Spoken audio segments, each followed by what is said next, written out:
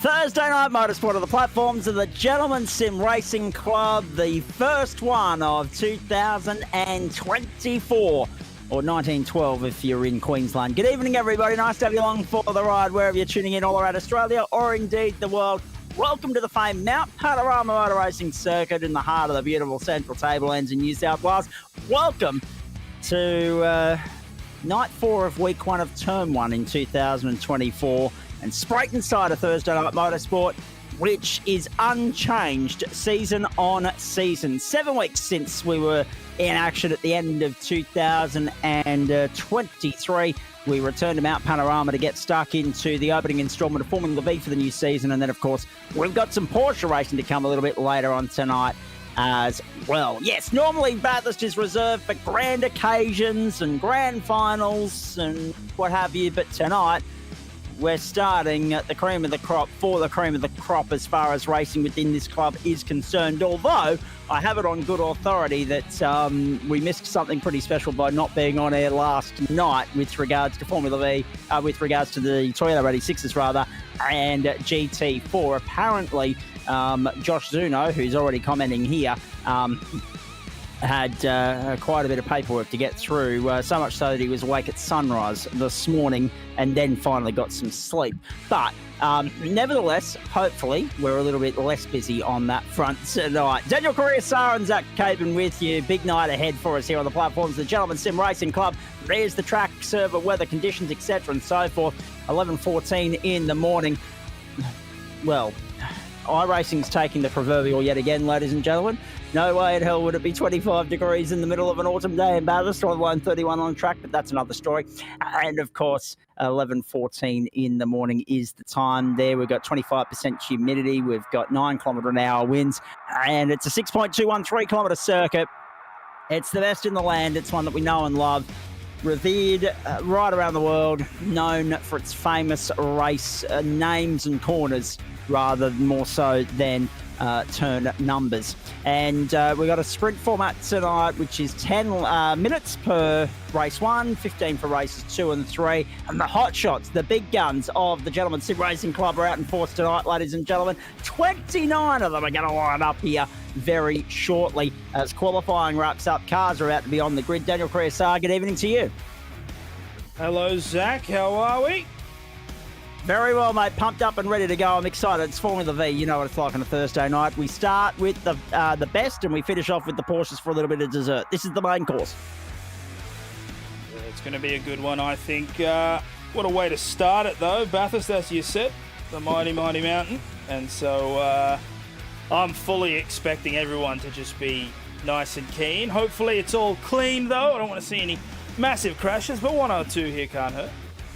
No, and there will be 1 or 2, guarantee you. And don't be fooled, ladies and gentlemen, this is not a GT3 broadcast. That is Matthew Dench and John Merritt on the front row. You bloody beauty. Adam Lavis and Sam Chapman from the second row. Glenn Riddell and Tony Baker from the third. Sean McKenzie, Matthew Gantini from the fourth. Cade Donnelly and Aaron Gantini from the fifth. Phil King, Kevin Henderson, Colin Bennett, Greg Padgett, Philip Howe, Fung Wong, Gary Wellman, Luke Keamy, Brendan Nealon and Adam Johnson make up positions 11 through 20. And then we go back to row 11, which is where you'll find Liam Amos and Chris Stark. Row 12, Troy Davidson and Mark Cochran. Row 13, Pete Matson, Aidan Schultz. Row 14, Julia Mookie and Stephen Heaton, with Ambo, Adam St. John from Warbundry, lining up the final position on the grid, ready to rock and roll. So, 29 of them to lead us away. I get a feeling we might get a last lap thriller or 2 tonight, and I'm very excited at the prospect of all of that. Huge crowd in attendance, as always, at Mount Panorama. We are set to go. The first one of the new season on the platforms of the Gentleman Sim Racing Club for Spreyton side. It's Formula V. Let's go! Now, being 4 laps around here, you've got to make your move very early in the piece, and you can't afford to run into trouble. It is only 10 minutes. They are... Oh, there's trouble already. Gone. Matthew Gantini in the wall. And already the field's spanning out across Mountain Straight.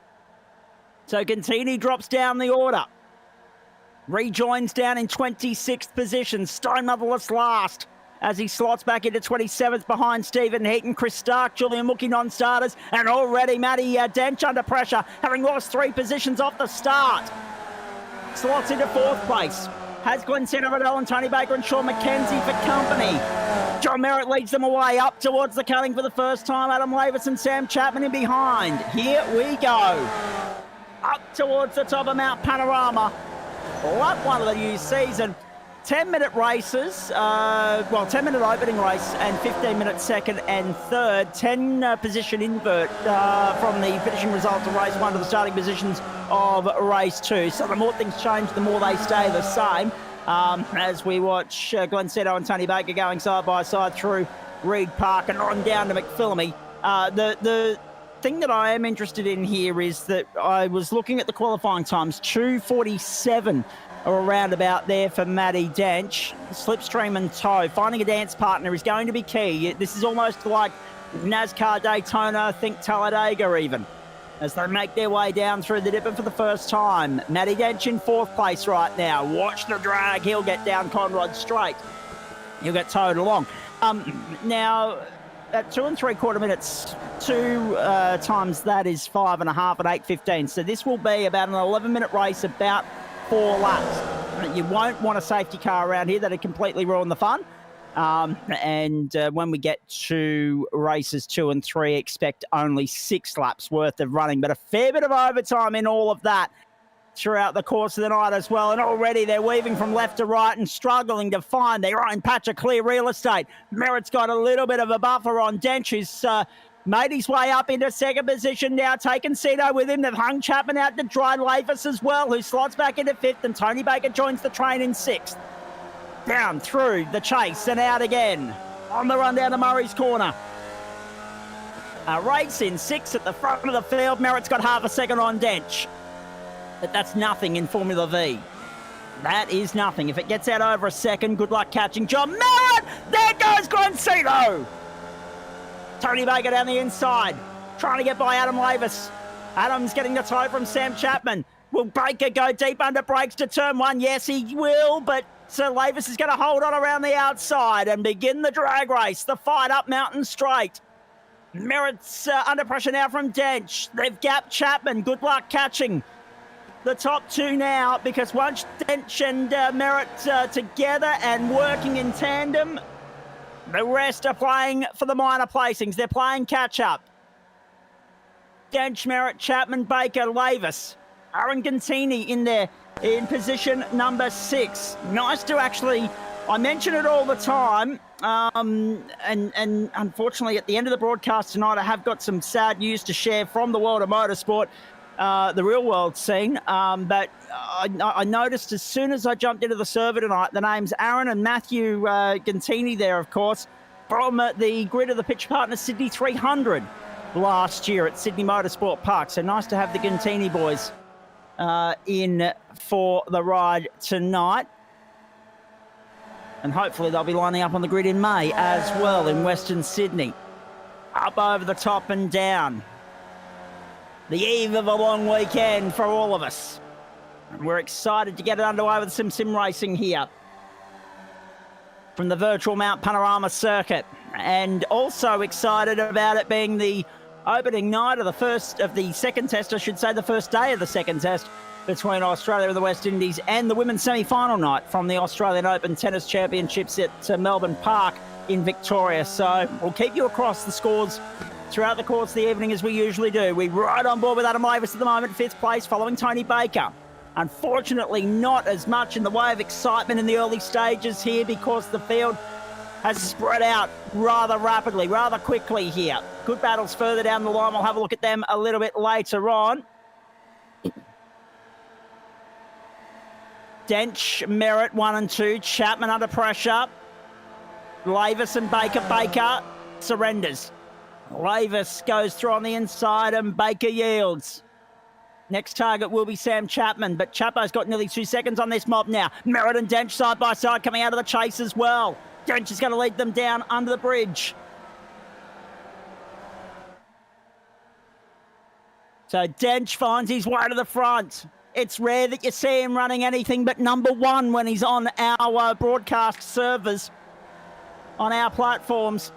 He's won just about everything there is to win in the platforms of the Gentleman Sim Racing Club. Now he's out in pursuit of John Merritt's baby, which is Formula V. We noted the other night that Merritt's a 3-time champion in this category alone. Through Hell Corner again. Drench leads up Mountain Straight. Merritt goes with him. They've gapped the rest of the pack. It's a race in 2. Craig Donnelly coming to pit lane. Greg Padgett, Matthew Gantini, or Giantini. I'm going to correct the pronunciation of that or clarify the pronunciation of that with those guys a little bit later on. And, of course, Adam Johnson. They've all run into trouble and have rejoined after transiting pit lane. Colin Bennett remains in pit lane. Merritt goes to the insider. Dench to Griffin's Bend on the penultimate lap. Next time by the line, white flag in the air. Merritt and Dench side by side on the run up to the cutting. Dench slots into second position now. He has the fastest lap of the race, 2:47.466. Cannot afford to put a wheel wrong in these cars. It takes have a look at this. That's ambitious from Denchi, isn't it? Up around the outside on the exit of the cutting and to the inside and repart. In any other category, that'd be asking for trouble, but this is Formula V. And he's pulled off the move of the year so far. A side-by-side run across Skyline. Have a look at this. Merritt to the inside on the running over Skyline. The S's, the Dipper, and Dench slots back into second. Madness, insanity from those 2 men. And that was a tank slapper that nearly ended it all for Denchi. How did he save that? Merritt coughs up a little bit of breathing space. Finally, Merritt can breathe a little bit easier. But for how long? A lap and a quarter to go down Conrod for the penultimate time. Oh, Daniel Correa, so let me catch my breath. Ready for a last lap thriller here. What about the start? Oh, it's been an insane race thus far. It's a good thing we've got 3 of them to come. John Merritt and Matt Dench in a race of their own, consistently dropping time, or gaining time, I should say, to Sam Chapman in P3, who's really been racing by himself.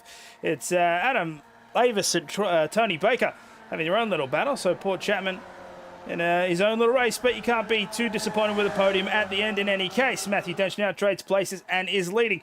I was going to mention this, but obviously so much action was happening that I couldn't interject, but there was a massive, and I cannot underline this enough, massive incident at the top of the mountain, which we will try to see at the back end of this first race. As we can see, Barney waving that white flag, which means we do have 1 lap to go. But at least 8 cars were involved across the top of the mountain. So that really did shuffle up the board at the back end. But right now, we are on the final lap, and it is truly 1 and 2. And we'll see if John Merritt can make the overtake going into the second corner. Nice to see. Barney's actually back on deck and doing his job for a change. I thought he might have taken an extra week off. He tends to slack off on Thursday night, but he's actually here week 1. Very good stuff. So, it is the last lap. We get to Griffin's Bend for the penultimate time, and it's Dench leading Merritt by 1.5 car lengths at the moment. Behind that, Tony Baker under serious pressure from Sam Chapman and Adam Lavis, arguing for 3rd place. Invert top 10 at the end of this race. The man in the invert position at the moment, Chris Kisby's old nemesis, Luke Keamy, from the up-and-comers days of many moons back. Up over the top for the final time. No sign of a repeat of the insanity we saw through here last time by, as Merritt closes in on Dench once more, who's driving a rather defensive line across the top. 2 of the stalwarts of this club, 2 of the best in the business, plying their trade. And Matty Dench in John Merritt's house, leading John Merritt to Skyline for the final time. Down the hill, clock expires. Next flag ends the race, as they say in NASCAR circles. Look at the speed they carry through the Dipper. It accelerates the run down towards the elbow for the final time. Dench needs a clear run out of here, and then watch the weaving start as he tries to break the toe for John Merritt down Conrod Straight. Can Merritt get the run? Or will Dench open the door and invite him to have a crack at going through? Down they go for the last time. Now Dench moves. He won't be able to move too many times because Dench has already surrendered to the inside because Merritt got the better of him and swung around the outside, and now it's Merritt on an offensive as they head down towards the chase for the final time. Merritt's in the right position to win this here.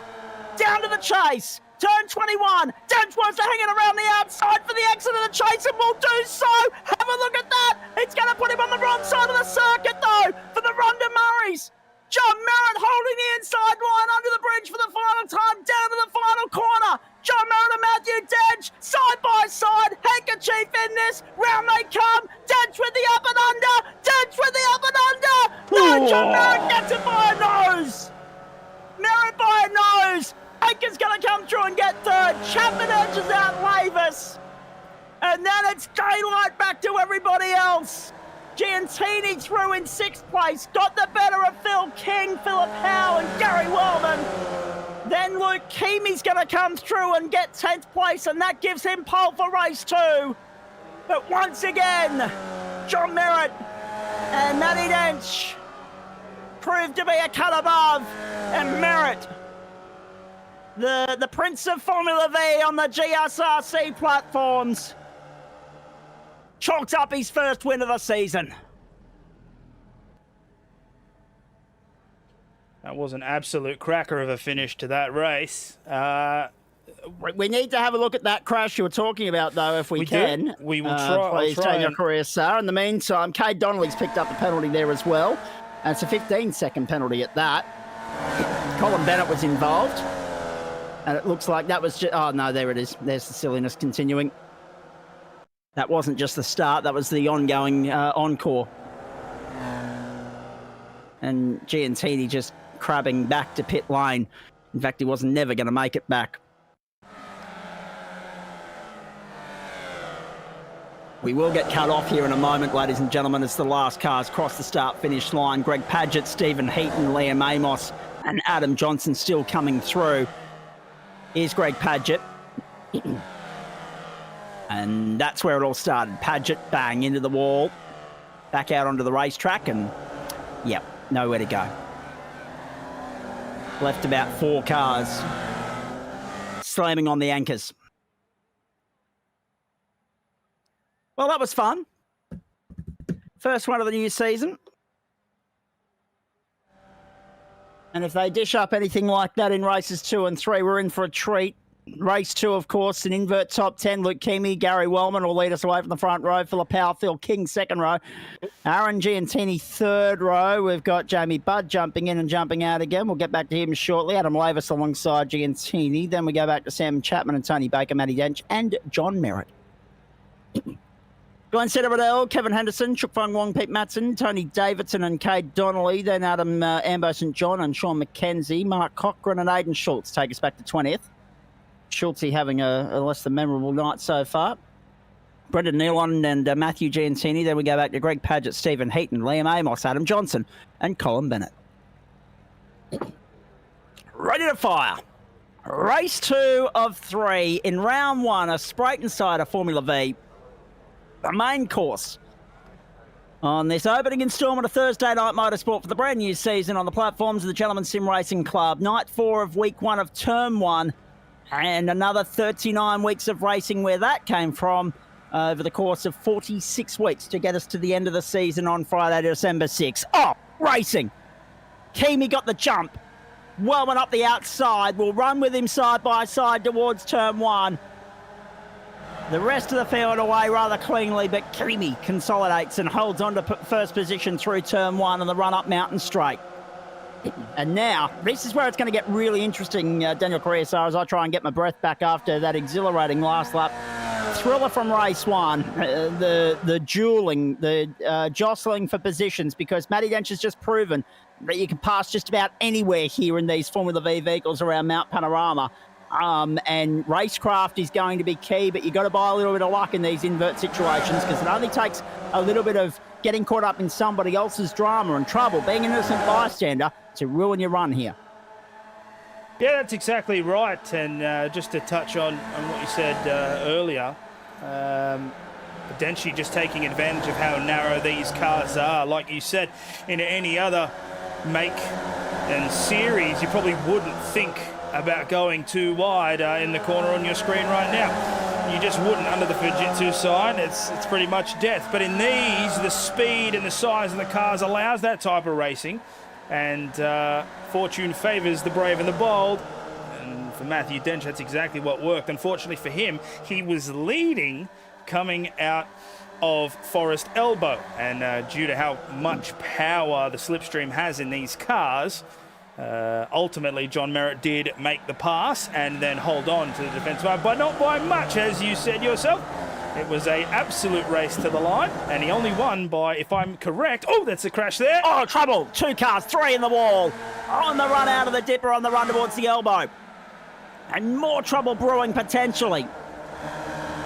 But somehow Giantini got his way out of it. He was side by side there with Merritt and Riddell a moment ago. Through they came. This was Trup Fung Wong. Oh, yeah. Uh-oh. Standard procedure. But he was the second one into the wall there. And on the tow rope, it was Gary Wellman, and Greg Padgett was also off track as well. Philip Howe out of business. Greg Padgett at the elbow, so yeah. You just get a little bit of, you get these things a little bit airborne, a little bit loose, and you're a passenger going through that dipper and Forest Elbow section. This is what happened to Phil King. This is live, actually. Back we go, down under the bridge, first time. So Merritt's found his way to the front. Into second spot there. It's his teammate Tony Baker leading the train at the moment. Phil King's got Sam Chapman up his outside. Chapman is through. So it's a log jam of traffic. A little bit of follow the leader in order here, just to settle things down and keep it relatively stable and steady and clean. Up Mountain Straight for the second time. Cito going well. Back inside the top 10 from 11th on the grid. Of course, he was one of the unlucky ones in race 1. Had a spin early in the piece, worked his way back, got to 11th, and now has another chance to push forward. Have a look at Chapman up the outside. He's got Pulse Boys blocking the road ahead and leading him through Griffin's Bend. Just updating you on I'll get to the tennis shortly, but just updating you on the cricket, ladies and gentlemen. Day 1 of the second test. Australia having already retained the Sir Frank Royal Trophy. It is 5-145. The West Indies having won the toss and opting to bat first. Slow going, but this 6-wicket partnership has really saved their first innings. Australia most likely will bat at some point tonight, though, you would imagine. Adam Lavis in 4th place at the moment has latched onto the leading trio and is looking to push along with them. Sam Chapman there as well. All over the back of Tony Baker, who's protecting John Merritt at the moment. Up over McPhillamy Park and down to Skyline, and then into the S's, down to the Dipper. This is a good run so far. Uh-oh, trouble. Giantini's off the circuit. So too is Brendan Nealon. So too Colin Bennett and Cade Donnelly. They've had a monster shunt at the top of the hill. Let's have a look at this again. Uh-oh. They've had a shunt at the cutting. And I reckon there was another... Oh, dear. Uh-oh. Hold your brakes. Oh, no! I think Cade Donnelly might have a case to answer there. Just maybe.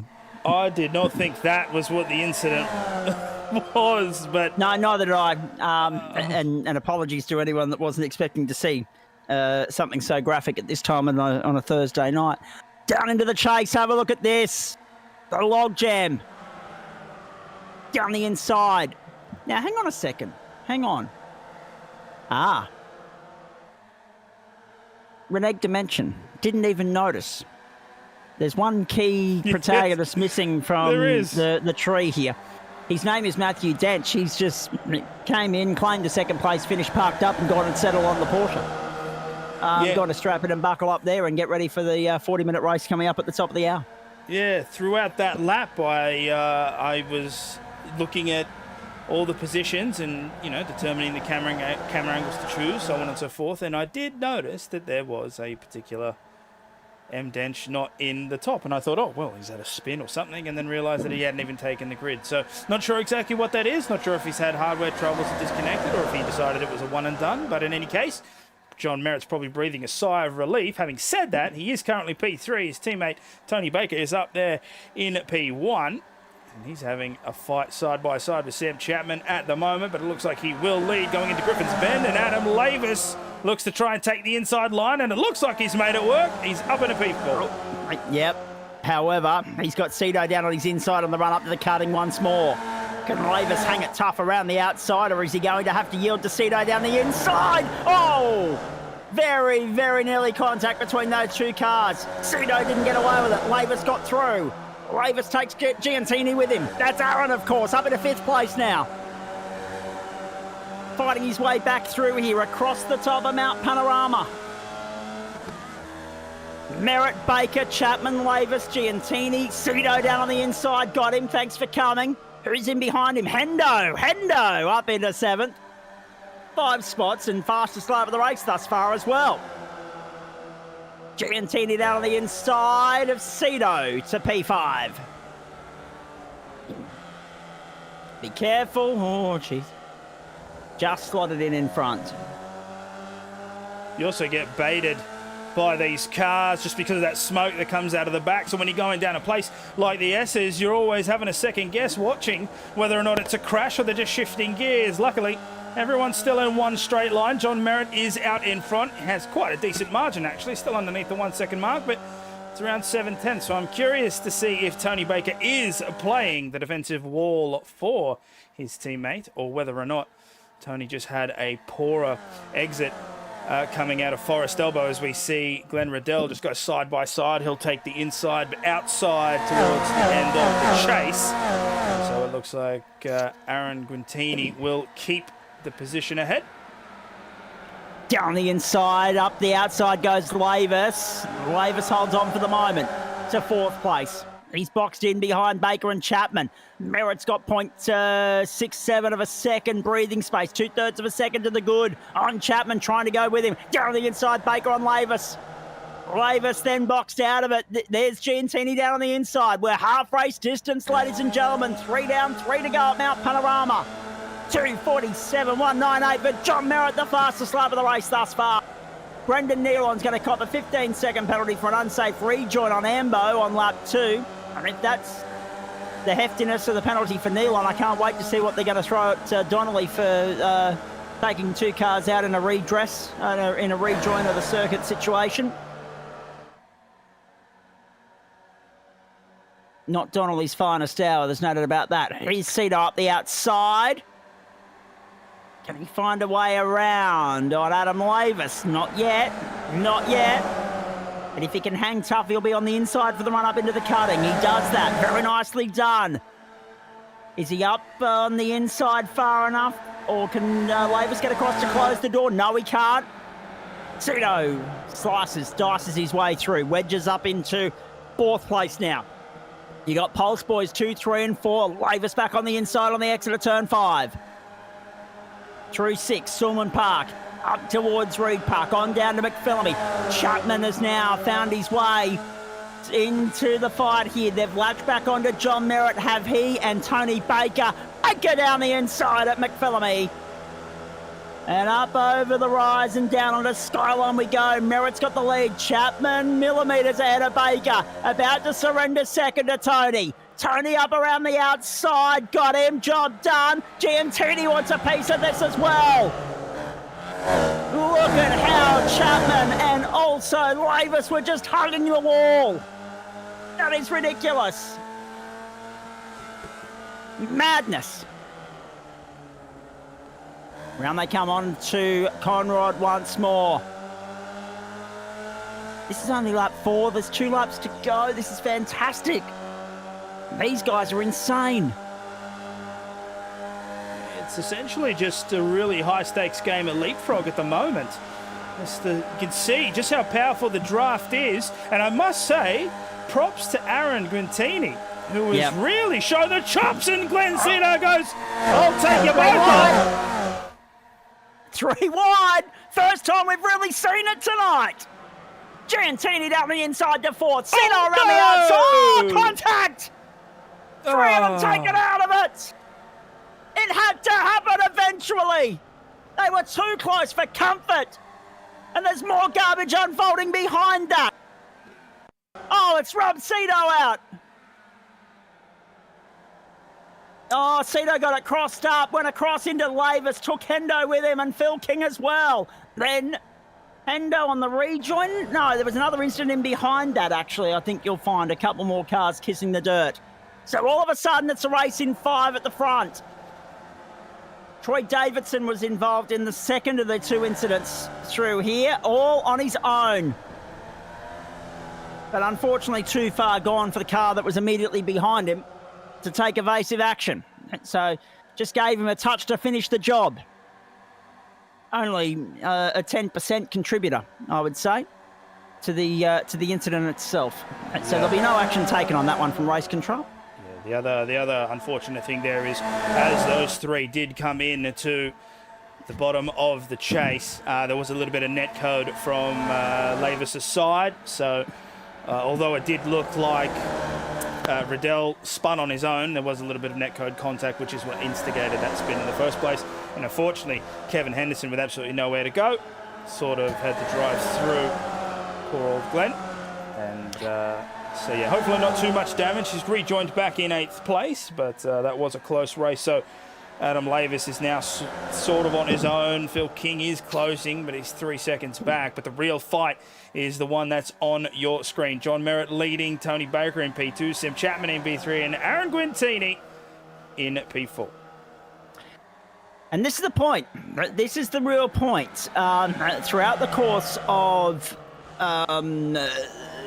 the last 15 seasons on the platforms of the Gentleman Sim Racing Club, you will often find that race control will happily accept netcode as an adjudication. There are other leagues around, and I've been involved in some of them before, where race control take it upon themselves to adjudicate on whether there would have been contact irrespective of the netcode or not, but we don't do that. We simply put it down to netcode and move on. So expect that ruling to come across your screen very, very shortly. Right, it's a race in 4 at the front. There it is, bang, right on cue. Adam Lavis, contact on Glenn Cito. Now, race in 4, to the chase, penultimate time. Oh, Sam! Jeez! If he gets this on the inside, Chapman. No. It's unfortunate, but Jesus, what a move. Whoa! I tell you what, that was too close for comfort. John Merritt slicing through on the inside of Chapman, and Giantini up the outside. Chapman boxed in for the moment. 4th in a 4-horse race. Now it's a 5-horse race with Adam Lavis inviting himself back into the contest. Baker's got 0.64 of a second on Merritt. Pulse 1 and 2. Across the line, white flag in the air. Let's do it one more time around. We got back to the line with about 3/4 of a minute on the clock. So we're going to do about 2 minutes of overtime here. Adam Lavis up into 4th place with a monster run out of Hell Corner up Mountain Straight. Baker's advantage evaporating. It's back to within half a second. Merritt just taking chunks and chunks of time out of Baker, up over the rise, and down they come. It's a long wait. It's a long pause. Just sit there, hold your breath, hoping they come all over the rise. They do. Merritt to the inside of Baker. They've gapped Chapman, Giantini, and Lavis. Again, we're going to race in 2 at the front. Except this time around, it's teammates. The last time around, it was the old sparring partners, Merritt and Dench.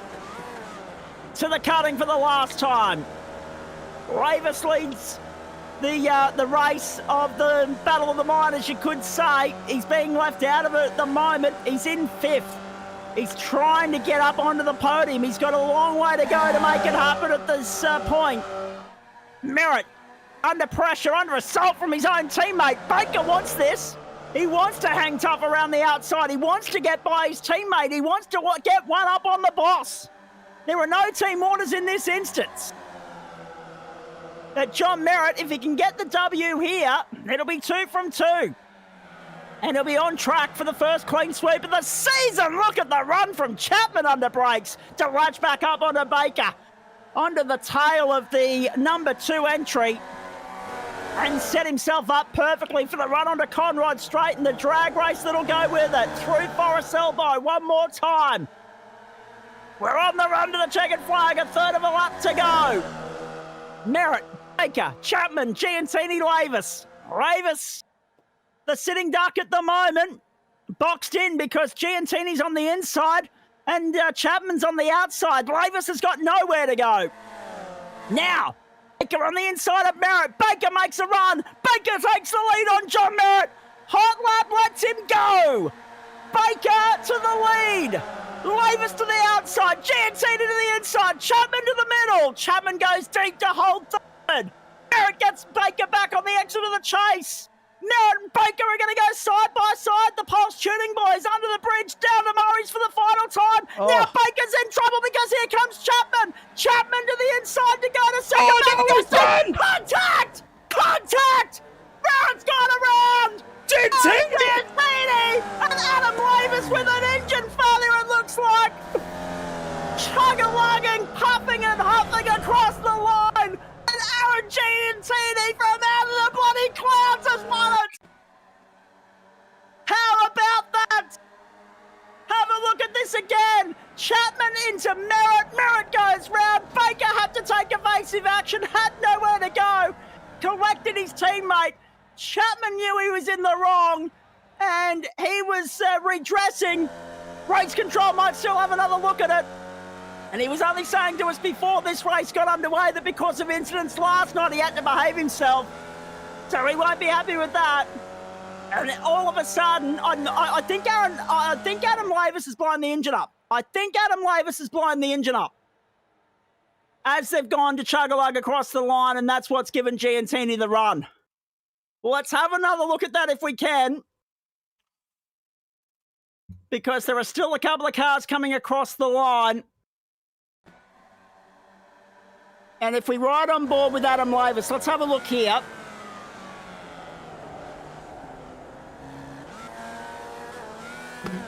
Neutral. There it is. He's blown the bloody engine up when he was 15 metres from race victory. Oh, Adam Lavis, I've often said it, he can never buy luck in Formula V. Oh, my goodness gracious me. What the bloody hell was that? And a 10-second penalty for Sam Chapman as well. All right, so in all of that, fourth, fifth went to Phil King, sixth will go to Cito. Chapman will slot back into seventh ahead of Chook Fang Wong. Sean McKenzie, Mark Cochran made up the top 10. Pistol Pete was 11th. Luke Keamy dropped all the way back to 12th. Hendo, Schultz, Davidson, Paget, Amos, Giantini, that's Matthew, Wellman, and Heaton made up the top 20, with Bennett, Johnson, and Ambo still fighting for it, actually, rounding out the field of 23 finishes. Cade Donnelly a retirement, Brendan Neal on a retirement, and Philip Howe as well. Well, that'll do me. That will do me. We've seen some good finishes in Formula V in the past, Daniel Caressa, but that was one of the best. Aaron Giantini went from 5th to 1st on the last corner. Yeah, it's I'm still trying to process it a little there, because what had happened. So Merritt was leading into Murray's corner, and Sam Chapman went a little deep, it looks like. Unfortunately, I can't go back at the moment, but I'll try and do it towards the back end of the broadcast. He went a little too deep, and he's clearly tapped him on the back, and it's very easy to spin these cars, unfortunately. Like, they basically have no weight. So any form of assistance, and you're going to go around. And so that's what happened. But where it's sort of the planets align, as it were, for Aaron, is Merritt's spun blocked the exit of the corner. So his teammate can no longer go through. Sam Chapman can no longer go through. Aaron saw all of this developing. Adam Lavis was too close to the incident to take the avoiding action at first, which I suspect, is why he panicked with the shift and blew the engine. And so Aaron's just sort of gone, I'll take that. And within, what's that, not even 100 metres, like you said, 5th to 1st. It's quite extraordinary. A crazy finish. Just a crazy finish. It's insanity. It's Formula V. It's why we love it. I don't know how they're going to top that when we get to race 3, but I'm sure they'll give it a good shake. Let's quickly go around the grounds while we've got this opportunity, and just mention that the West Indies are 5 for 152. Play continuing at the Gabba until 10:30 Eastern Daylight Time, 9:30 local tonight, the first day of the second test, the last test match of the summer. The women's semi-finals are underway at Melbourne Park between Arina Sabalenka and Coco Gauff. On serve in the first set, 5-4 Sabalenka. And Yastremska and Zhang of China still to come after that match wraps up. So women's semi-final are at the Australian Open underway. Meanwhile, here on the platforms of the Gentlemen's Sim Racing Club, we get ready to rock and roll again. Race 3 of round 1 of Spreyton side of Formula V. And we got our wish. The treble is still on the line for the taking, ladies and gentlemen. Sharing a love, 3 different winners in 3 races. By virtue of the fact that John Merritt won the first and was millimetres away from winning the second. Aaron Giantini got the job done. Adam Lavis will line up alongside him, being able to replace the engine in 2 minutes. That's a world record. John Merritt, Tony Baker, and then Sam Chapman, Phil King, Glenn Setter, Riddell, Chook Fung Wong, Sean McKenzie, and Mark Cochran made up the top 5 rows of the grid there. Behind them, Pete Matson, Luke Keamy, Kevin Henderson, Aidan Schultz, Troy Davison, Greg Padgett, Leon Amos, and then, of course, we go back to Matthew Giantini, Gary Wellman, and Steve Heaton. Colin Bennett yet to take his place on the grid, but Adam Johnson, Adam Ambo, St John, Kate Donnelly and Brendan Needle make up this field of 25. No Philip Howe for this race. He's parked up for the night. He's had enough. Ready to fire. Race 3, round 1, Mount Panorama, Bathurst. Let's go. Giantini and I start. Adam Lavis kicks into second gear a little bit better. Look at Lavis with the run up the outside of the Ronda Hill corner. Lavis giving Gintini a hurry up. Lavis to the lead around the outside. Taking Merritt with him. Giantini's been swamped. Here we go. Up the hill for the first time. All of them safely away. We have a field of 24. And it's going to be 25 with Colin Bennett joining from pit lane. So he started from pit lane. Bennett, you'll see him make his way out onto the racetrack in just a moment. To Griffins for the first time. Merritt's found his way to the front. Lavis under pressure from Giantini, and there goes Tony Baker as well. The Pulse Tuning boys looked like they were going to grab, snag a 1-2. Right up until the final corner. Chapman threw a spanner in the works. They'll look out to go and make amends. This third time around, Chapman's 10-second penalty will be applied post-race, of course, as per usual. That's why he was able to start from P5 this time around. Down the inside, trying to get by Giantini across the top of the hill. Can't get it done. A clean start.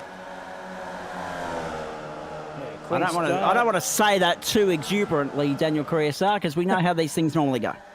No, that's it. That's true. It is a clean start and an unfortunate start there for Aaron, because it looked like he started strong, but then just took a little bit too much inside line going into Hell Corner, and that allowed Adam to take more speed around the outside.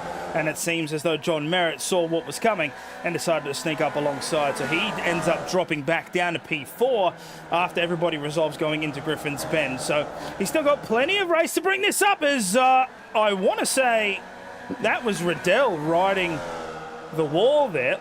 Hopefully no damage for him. He's had a poor one tonight already. So hopefully a more higher up finish will do him good in the third race here, as Guintini does manage to get Baker there. You can see him on the outside there. Sam Chapman on the inside going.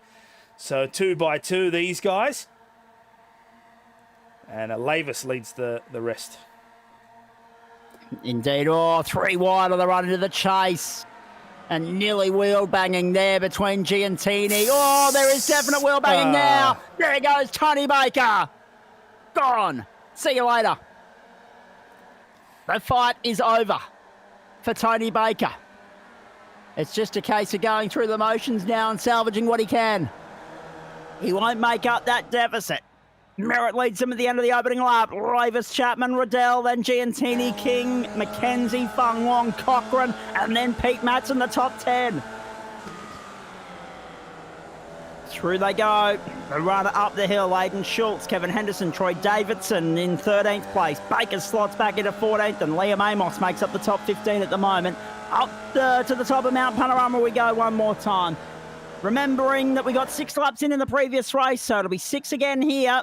And with another 12 minutes to go and probably 15 of racing, it's going to give us a very tight turnaround, Daniel Correa, between this and the start of the Porsches at the top of the hour, 9 o'clock Eastern Daylight Time. And we're looking forward to that. We hope you are as well. Of course, we're heading to one of our favourite courses in the Imola circuit in Italy for the Porsches tonight. So hoping for a big field there, and no doubt another Matty Dench masterclass incoming. Up through the cutting and the run up across the top of the mountain once more. Chapman to the inside of Cedo, Chapman to third. Cedo trying to force the issue across the top. Beautiful.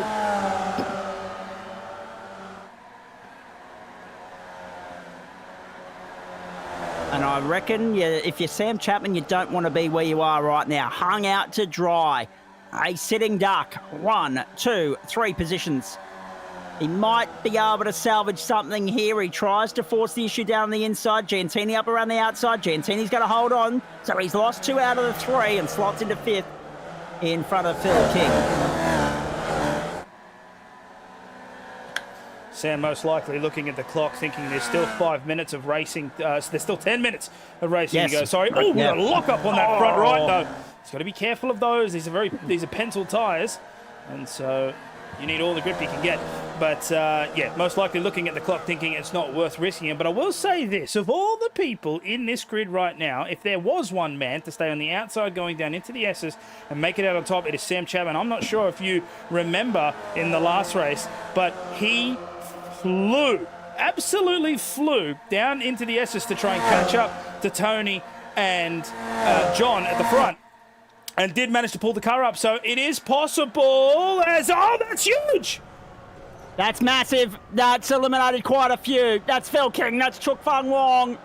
Sean McKenzie, Sam Chapman all caught up in that. And how did it happen? More to the point.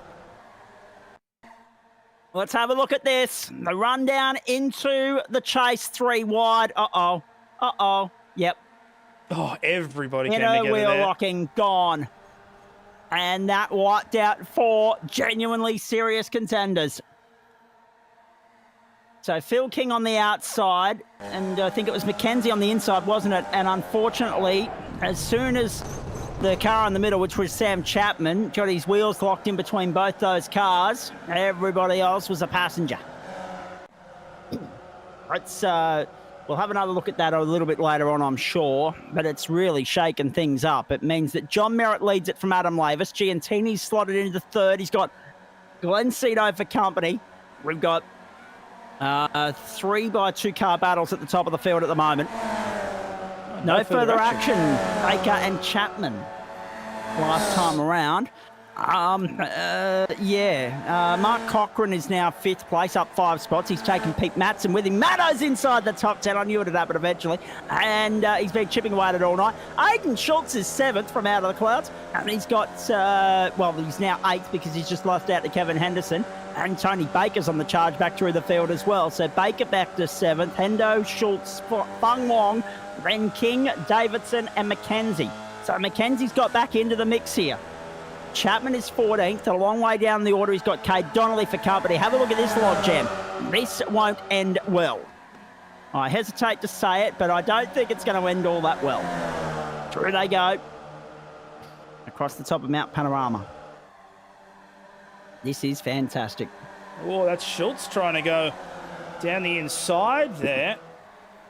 Better view from the drone cam here. So that is Tony Baker leading them, Kevin Henderson. And you know what? It resolved itself. There they go, single file. Oh, no, I spoke too soon! Bang! There it is. 2 of them wiped out. McKenzie being one of them. And I think it was Chapman, wasn't it?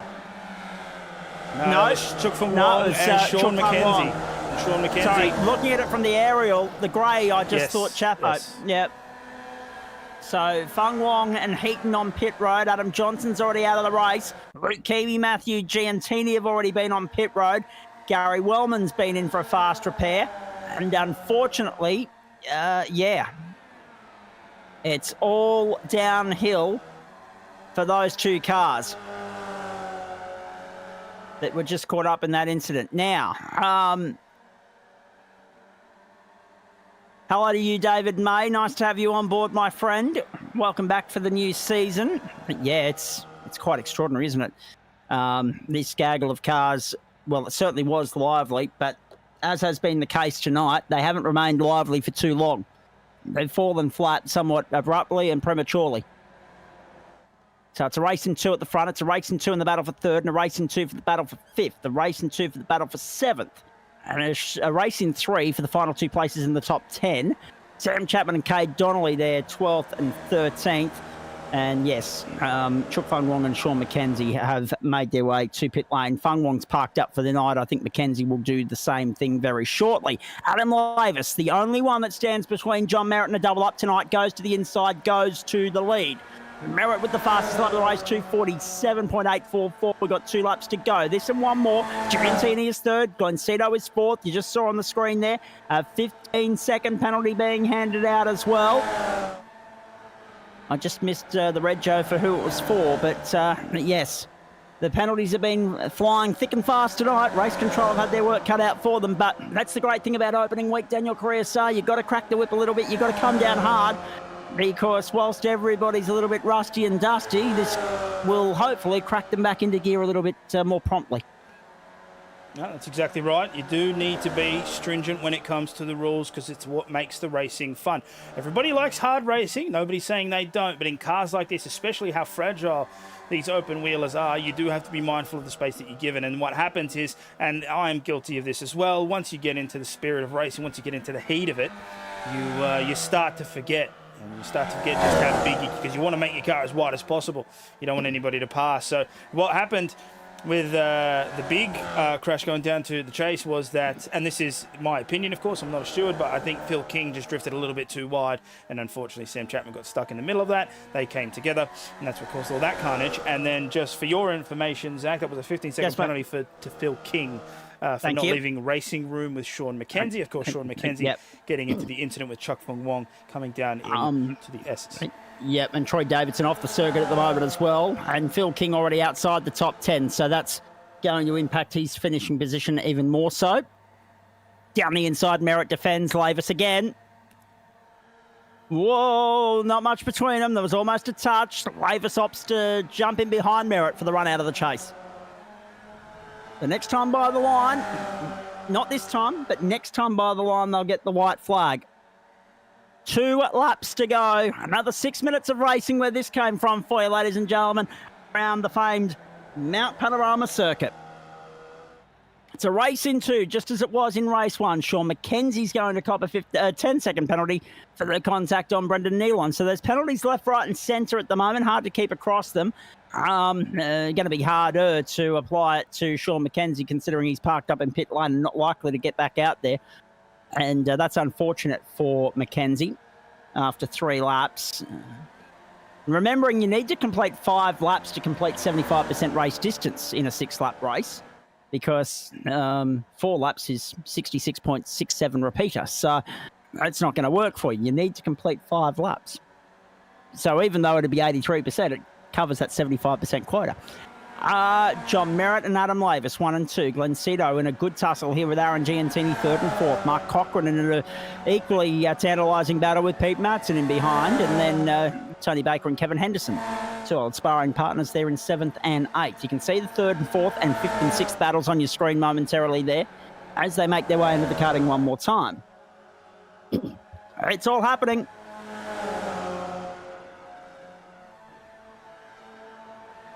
So just to point out, Aaron Giantini had a poor start, but did manage to keep himself clean through the rest of the laps. Currently P4, chasing down Glenn Riddell. So a much better race 2 and 3 from him than race 1, which is good. Sam Chapman, unfortunately, being involved in that earlier incident. He's currently down in P9, getting followed by Cade Donnelly. So 4 cars in this battle here.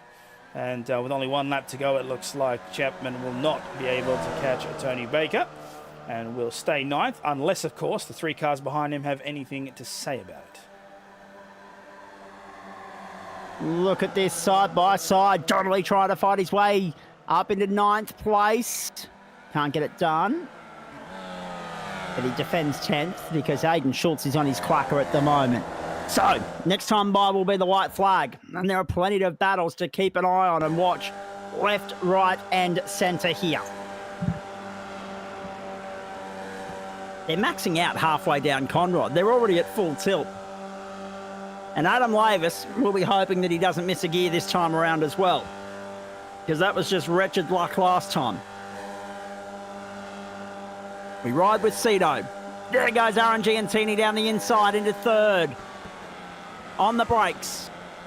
They'll hit the curb, the ripple strip on the exit of 21 through 22, down under the bridge and down to Murray's, where John Merritt and Adam Lavis arrive now. 0.25 the margin, a quarter of a second covers the top 2. White flag in the air, one more lap around about Panorama. Round 1, race 3, Spreyton Siders, Formula V, Term 1, 2024, Thursday night motorsport on the platforms of the Gentlemen's Sim Racing Club. The main course has served up an absolute treat tonight.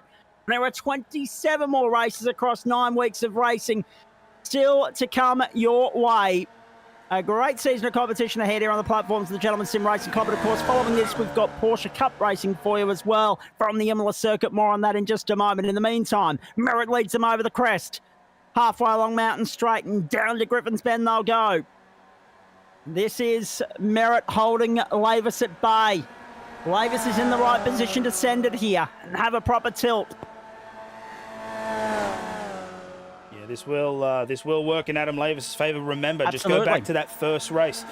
Matt Dench was leading.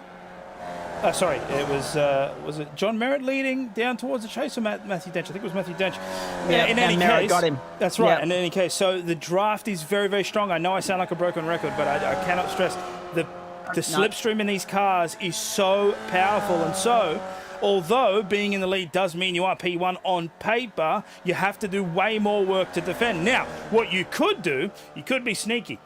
You could try and pull up the guy behind you as you come into Forest Elbow, and if you can get on the power faster than they can, then maybe you've got a shot. Or you slow up on purpose to try and get them to overtake you early, because then you get the majority of Conrod Straight to make them move down the bottom. Or, option 3, you go absolutely kamikaze into that final turn and you hope for the best. Now, I'm not saying they don't need encouragement to go kamikaze tonight, Daniel. Fair dinkum. There's been a fair bit of carnage tonight and a fair bit of rot for race control to sort through. Let's go down Conrod for the final time. Have a look at the run that Lavis got. Straight down the outside of John Merritt, and Lavis is going to initiate the drag race from the outset. Was there a little bit of gamesmanship from Merritt? Did he want to sucker Lavis in and succeed in doing so? The weaving, the dicing, the drafting, the drag race is on. Merritt pulls out and goes for it down the inside. But Lavis is going to have the inside running when they get to 21. No, he's not. No, he's not. Merritt has been able to get across and cover it off before they got to the kink.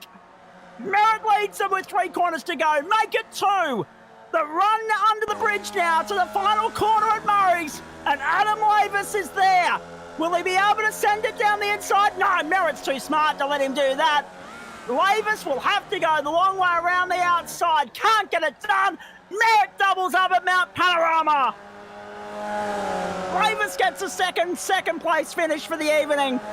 Glenn Cedo just narrowly edges out RNG and Teeny. Then Cochrane held out Matson, Henderson, Baker, and then Donnelly. Have a look at them coming across the line now, and Chapman in 10th. Good racing. Good, hard, solid racing. Schultz was 11th. 12th will go to Philip King. By the barest of margins, Liam Amos, Gary Wellman, and Colin Bennett make up the 15. And yet again, Formula V delivers great excitement. And I'm going to add Strepsils to the shopping list on Saturday. A more uneventful finish there than race 1 or 2. I really thought that Lavis might have tried to take the only goal for him was to try and take a better line going on the corner on your screen there, but unfortunately John Merritt had the same idea, and when you saw Lavis thinking about trying to dive down the inside and then quickly snapping to the out, but he just didn't get the exit speed he was looking for, and Merritt kept it nice, calm and collected, and as you said, he will take the 2 wins here tonight. But I will say, for our first night back for the Formula Vs, it was an eventful one. Indeed it was. Quite extraordinary. Merritt from Lavis, Riddell, Giantini, Cochrane, Matson, Henderson, Baker, Donnelly, Chapman and Schultz, the top 11. King, Amos, Wellman, Bennett made up the top 15. Ambo, Padgett, Giantini, Keamy and Davidson took us back to 20th. Brendan Nealon's going to come home in 21st. Then Heaton was a lap down. Mackenzie, Fung Wong and Adam Johnson failed to finish. Oh, how about that? Hey, Pete Matson, you had to buy a little bit of luck. You had to wait for a little bit of kamikaze action and a few being wiped out. But you found your way to the top 10 at the end of the night, mate. Well done. Yeah, thank you. Did you see the seas part? They just parted, didn't they? I'm zigzagging. No water required. No, bloody sensational. So Absolutely it was. 25th to 6th, that's pretty good. That must be a top mover of the night, I think. You'll go close, absolutely. And you dragged your good mate Kevin Henderson along for the ride. He came home in 7th, up 6 spots in the end. Cade Donnelly was the hard charger in that last race from 24th up into 9th.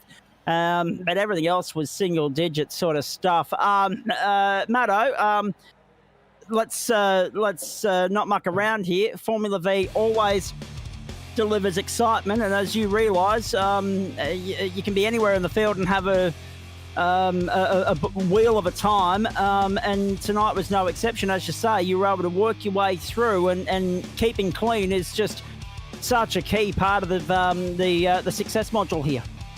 Yeah, absolutely. And of course, it's spread across 3 races, right? So 25, I think 14, and then 6. So a few more races I might have caught Mav or Merritt. You know, you never know. You never know your luck at this place.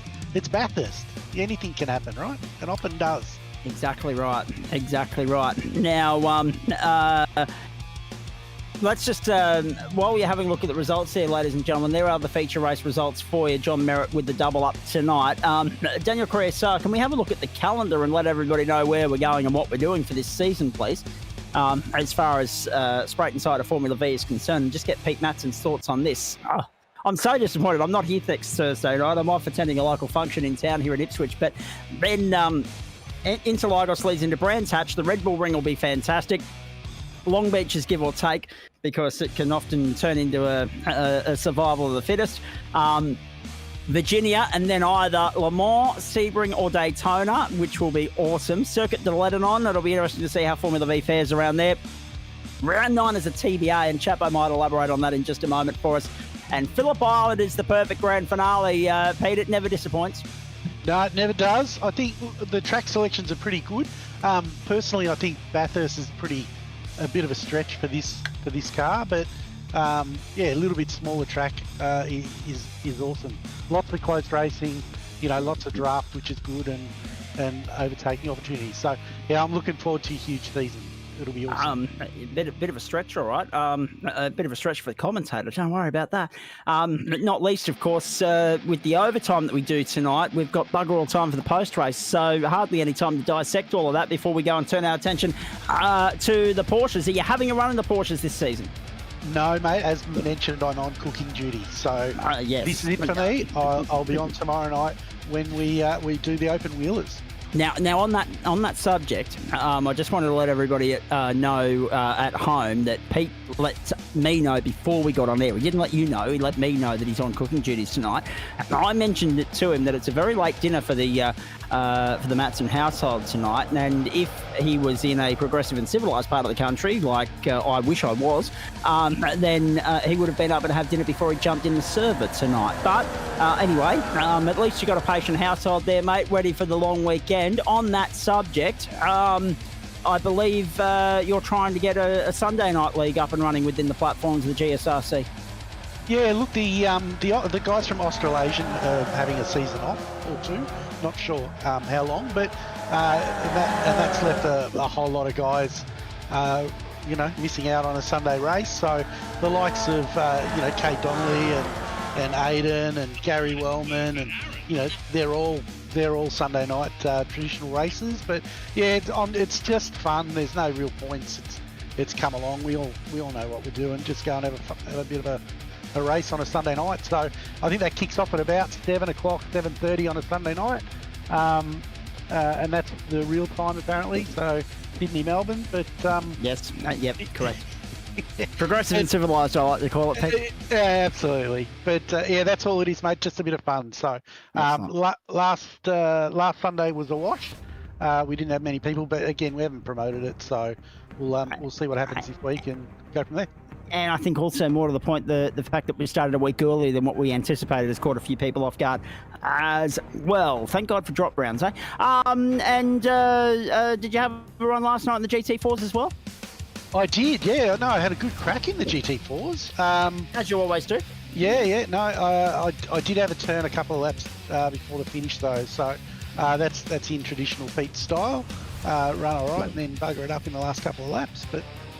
I think I did the same in the second last race tonight. So, but yeah. Hey, I've got to go, but have a good Australia Day, everyone. And yep. Yeah, Aussie. Oi. Well done. Thanks, Pete. As always, mate. Appreciate it. Thanks, Zach. There he is, Pistol Pete Matson. Very nicely done. And it's interesting too because there's a guy that races, pushes his way through from mid-pack to front pack on a regular basis. That it's never any more frantic than what it is in Formula V. In some other categories, you don't work as hard for your track position as you do in Formula V, and that's something that our race winner tonight, John Merritt, will attest to. Hello, Hot Lap. Well done. Picking up the throne and carrying it through into round 2. 2 race wins to your name. Not without some serious pressure from your nemesis in GT3, I might add, though. There was plenty of pressure in that first race. It was good. Sad Denchi couldn't hang around, obviously doing the Porsches, I assume. I would imagine so, which is disappointing that he didn't stick around. He's taken the Chris Whitaker approach to Formula V racing. He's come in for a couple and then knocked off early, but nonetheless made his presence known while he was here. Serious pressure from you in the last couple of races, though. Even your teammate was giving you the hurry up there at one point, and then Adam Lavis as well, and he can't buy luck in Formula V at the best of times. Yeah, no, Adam was putting the pressure on that last race, and we're probably fortunate we got a gap. And shout out to Mr. Baker. He was smashing in race 2 there. No, driving really well. Indeed, he was. I'm just going to let everybody know that we're watching times come in now from Imola for Formula V. For the Porsches tonight. Matty Dench is 4th in the qualifying session at the moment, but we'll wait and see where he ends up at the end of the session. Corey Lazarus is on top of the timesheets halfway through qualifying. We're taking you there very, very shortly. Mount Panorama and Formula V. We heard Pistol's thoughts on it. Maybe a bit too long a circuit for these cars, but I thought you guys delivered a great show tonight. Yeah, it was a good turnout as expected. Week 1, Mount Panorama's pretty good combo. I'd be happy to race it every week, to be fair, but it is a long track, and the right foot gets sore up and down the mountain, but I think the drafting just equalised. So you look at race 2 there, and unless there's a sort of a bust up that breaks up the field, the drafting battles you can get are phenomenal in the V there. Yeah, absolutely. And what do you make of the rest of the schedule, mate? Interlagos will be a treat next week. Sadly, can't make next week, but me either. Yeah. It is it's a good little track, especially in the V's. There's some great sections through that track. Indeed. Hey, well done, mate. We'll let you go. We'll have a quick chat to Chabo here and then take a break. But congratulations on the 2 race wins tonight. I won't. Should I ask you about the incident at the end of race 2 or not?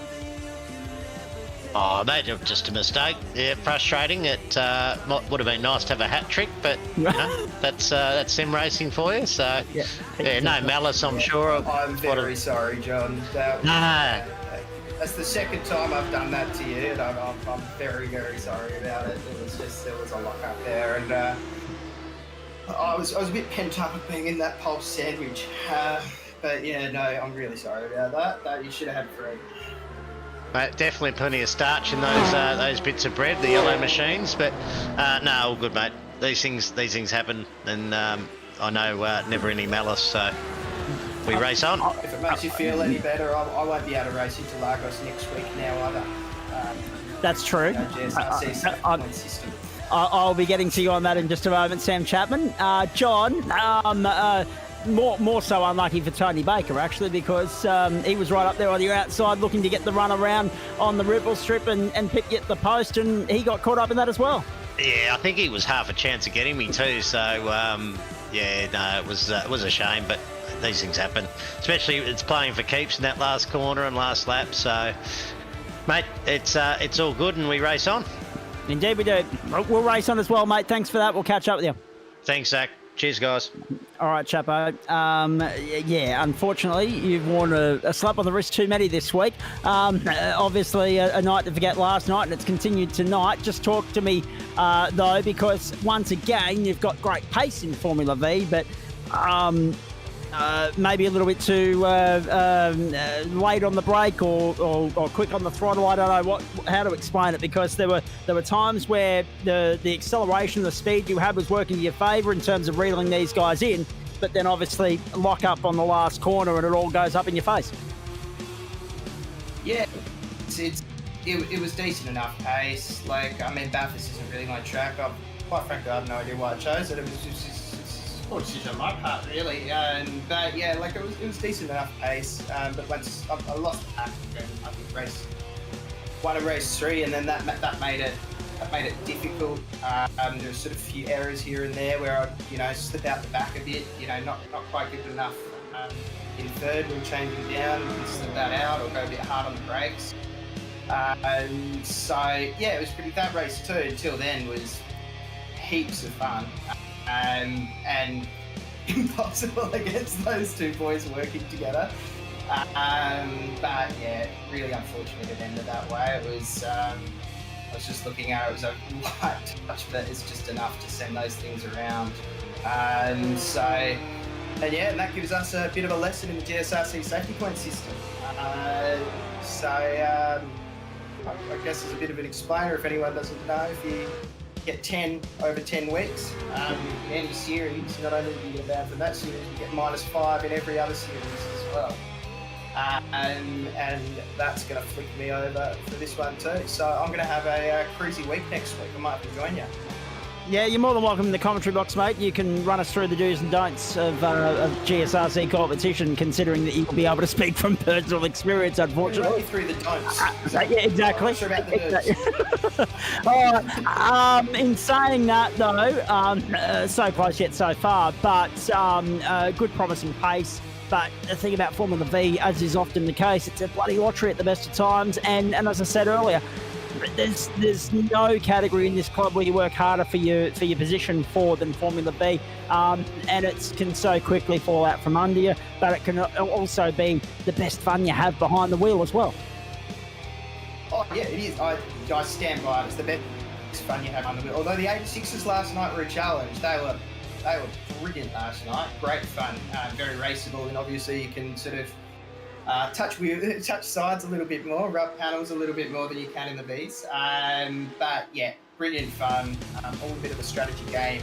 Pace plays a part, but yeah, it comes down to the strategy, which I got wrong tonight. So it's yeah, I encourage anyone to get involved in Formula Bs. Hopefully, some of these, I would imagine Interlagos is a little bit easier from a crashing out perspective. There's not quite as many walls along the side. And it's not quite as complex from that perspective. But yeah, I can imagine we're going to get 5-6 wide across that line. We got about 4 over the line in the 86s, so I reckon we can do 6 of those. Yep, looking forward to it immensely. Well done, mate. Bad luck as well. Unfortunately, GT4 and Formula V have been your downfall this week, but we're looking forward to seeing you back on track, and we're looking forward to seeing you in the commentary box before then as well. Will do. you'll be able to join Liam Banks next Thursday night because I'm not here next Thursday night. But in saying that, feel free to come in and say good day to us on Monday night as well. There he is, Sam Chapman. Daniel Correa-Sar's got pictures coming in from from the Imola circuit, I should say. Interlagos this next week. We've got Porsches coming up in just a few moments. We're going to go silent from here in Central Commentary for the moment. We're going to crank up the volume so you can enjoy qualifying unfold for the Porsches. We'll come back in a couple of minutes once we've had a chance to catch our breath, run you through their calendar for this season and a whole lot more as we count down to green and the start of the first 40-minute race of their campaign. Thursday Night Motorsport for the first time in 2024 on the platforms of the Gentleman Sim Racing Club.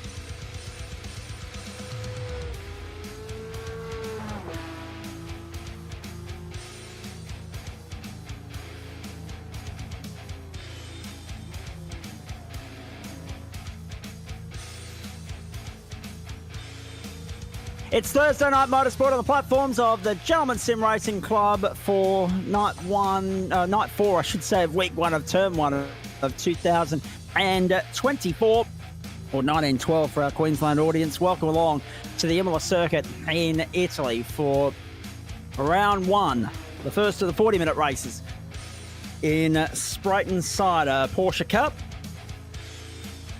January 25, 2024, the server time, 10 o'clock in the morning, as the clock edges up towards that 30-minute mark at the end of the qualifying session. A couple of minutes of overtime here as we get set for the grid to take shape here.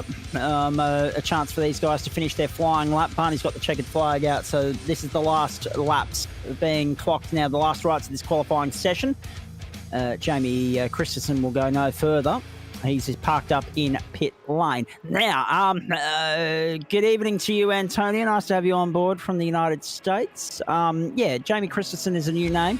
Corey Lazarus, Matt Dench, Adam Hayne and Gordon Marshall, the top 5 here at the moment. Can we just, Daniel, can we just bring that track map up again once more, please? Just remind everybody where we are. Imola, Italy, Autodromo Enzo Edino Ferrari, home of the Emilia-Romagna Formula 1 Grand Prix these days. Let's just call it San Marino. It's easier to roll off the tongue. 16 degrees the ambient, 17 on track. That's more like it, unlike the randomness of the Bathurst weather for the May server that they dished up earlier.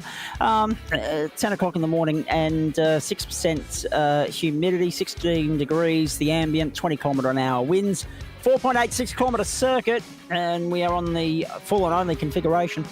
And of course, we've got a good grid lining up here for the first Porsche racing of the season, a field of 27, if you don't mind. And we are ready to rock and roll. Jamie Christensen, Corey Lazarus, Matt Dench and Adam Hayne will be the top 4 on the grid here. Hey, quickly, let's just have a look at the schedule, where we're going and what we're doing as far as this term is concerned. We've got Imola first up, Silverstone Legacy second up, then off to Sonoma Raceway, the Cup Historic configuration. Road America will be an absolute bloody beauty. Brands Hatch, Oran Park, Motorland Aragon, Circuit Park Zandvoort, Spa-Francorchamps and Interlagos to finish us off.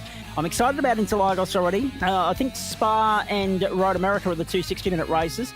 Oran Park will be an absolute belter. There'll be some sprint racing thrown up in here for good measure as well, ladies and gentlemen. But tonight we start with a 40-minute race, and we're excited about that. All right. Clock counting down towards race start. The server about to come to a close as far as the qualifying portion of it is concerned, and cars will line up on the grid from here. Would be remiss of me not to mention the great people that make it possible for us to do what we do here on the platforms of the Gentleman Sim Racing Club, including Flash Graphics, M-Wave Australia, Lobesy Racing, Player One Sim Gear, Spreyton Ciders, and Waste Options. Great to have them all on board supporting this new season on the platforms of the Gentleman Sim Racing Club. Going around the grounds for you, 5 for 179, the West Indies in their first innings against the Australians in the second test at the Gabba, and at the Australian Open. Oh, here we go. Coco Gauff has lost the first set in a tiebreaker, 7-2 to Arena Sabalenka, the second seed.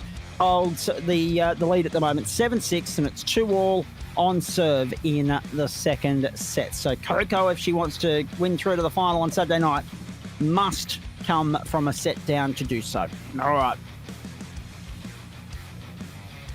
Clock has jumped forward to 3 o'clock in the afternoon. The grid looks like this. Jamie Christensen, the front row with Corey Lazarus, Matty Dench, Adam Hayne, then Gordon Marshall, Teo Sorono, Todd Hayne, and Jared Knight, Tom Bidgood and Ben Pedersen make up the first 5 rows on the grid. Pete Edwards and Sebastian Spicer from row 6, Trent Allen and David Johnson from 7, Blake Fitzpatrick, Jonathan Hooper from 8, Dane Snadden and Paul Wilson from 9, Tony Baker and Adam Lavis from 10. And already a few comments in regards to how many are going to get taken out of the first quarter and who to watch throughout the course of the night. Chuk Fung Wong, Matt Schmidtke, Alex Court, Ryan Preston, Ben Faulkner, Glenn Cedo, and Aidan Schultz make up this field. Warren Ivett is starting from the rear of the grid. If he joins the server from pit lane, we'll wait and see. But he is 28th on the grid anyway, as the timing sheets would show. So we're ready to fire. It's a 40-minute sprint around here.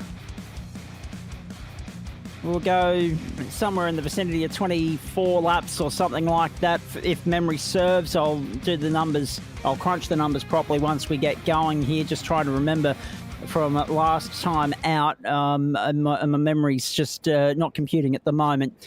But we are ready to rock and roll nonetheless. It's a 15-race championship. It's Spreyton Cider Thursday Night Motorsport, the Porsche Cup, the first one of 2024. Let's go. Oh, have a look at that on the inside of the run down to turn 1. Teo Serrano, a blinder of a start from the outside of row 3. He split the pack and moved through to 4th. Trouble on the run down to 1. Car in the wall already. David Johnson and Jonathan Hooper. Crunch they go. Jamie Christensen the leader. Corey Lazarus, Matt Dench have slotted through, and Teo Serrano up into 4th, a blinder. Adam Hayne back into 5th place. Ben Pedersen from 10th on the grid up into 6th. Then Gordon Marshall and Todd Hayne. Antonio was right. There was garbage. There was carnage on the run down to 1. We didn't even get to 1, Antonio. David Johnson and Jonathan Hooper rejoin at the back of the field. 25th and 26th. No Ben Faulkner. No Warren Ibert. And around we go. We're right on board with Teo Serrano, following Matt Dench. What can Denchy do? Remember last time we were here, Daniel, and we put out the challenge to him. He started from last. Yeah, and he won. Yep. But the question I have here, though, is from what I'm hearing, again, of course, I am relatively new to the GSRC as compared to some of the others here, but from what I'm understanding, there's a lot more competition coming up this season that could possibly put the fire to the feet of Matthew Dench. Jamie Christensen, the current leader of this race, is one such person. So I'm very keen to see. Oh, as I speak, that's one of the HTS Racing. That is Hayne. Yep, he's gone.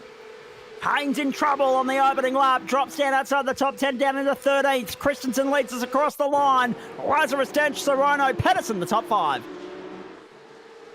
Grass and gutter and kitty litter. That'll do it every time. So Tony Baker also had a moment coming down towards the last couple of corners. Let's see, down on the inside. And just looks up. Very easy to do. Keeps it out of everyone's way, though. Not bad. And an easy spin around there for him as well.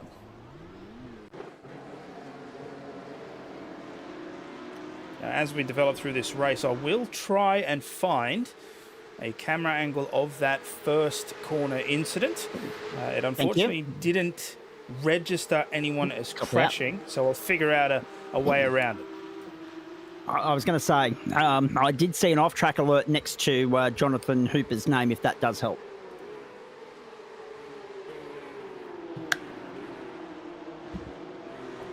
Racing incident, Paul Wilson, contact David Johnson, lap 1. So maybe that was separate to the Jonathan Hooper incident.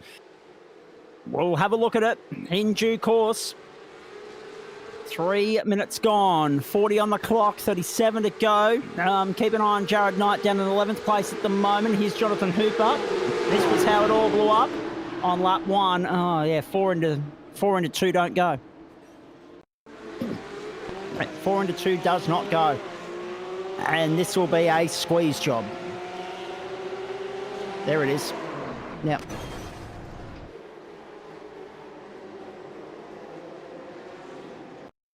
Good old-fashioned squeeze job. So it looks like Hooper goes up on the inside. David Johnson probably scared by Wilson on the side there, and then just drives right into the quarter panel. And the white car on the outside, I reckon you'll find, ran out of bitumen and had to flick left to try and stay off the grass, and that set it off, the chain reaction. So it's all blown up very early on in the piece here, and very, very sad for those guys that their race is over before it began, essentially. The interesting thing for mine out of all of that is that, it's lap 1. You don't need to put that many layers on the sandwich that early in the piece. Just ease your way into it. It's not 1 on lap 1, but in their case, it's certainly lost with 40 minutes to go. Now, David Johnson down there having rejoined with the faster pair, but still an invoice to pay with a pit stop a little bit later on in the piece.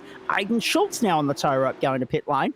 So Schultze's been caught up in an incident. This is what happened. Lit up the rear. Yep. Yeah, just lit it up and said, you know what, that'll do me. Yeah, and that is one of the big characteristics of this car. We've said it before, but I will say it again for anybody who might be new to the series. The Porsche Cup, considered possibly the racing car.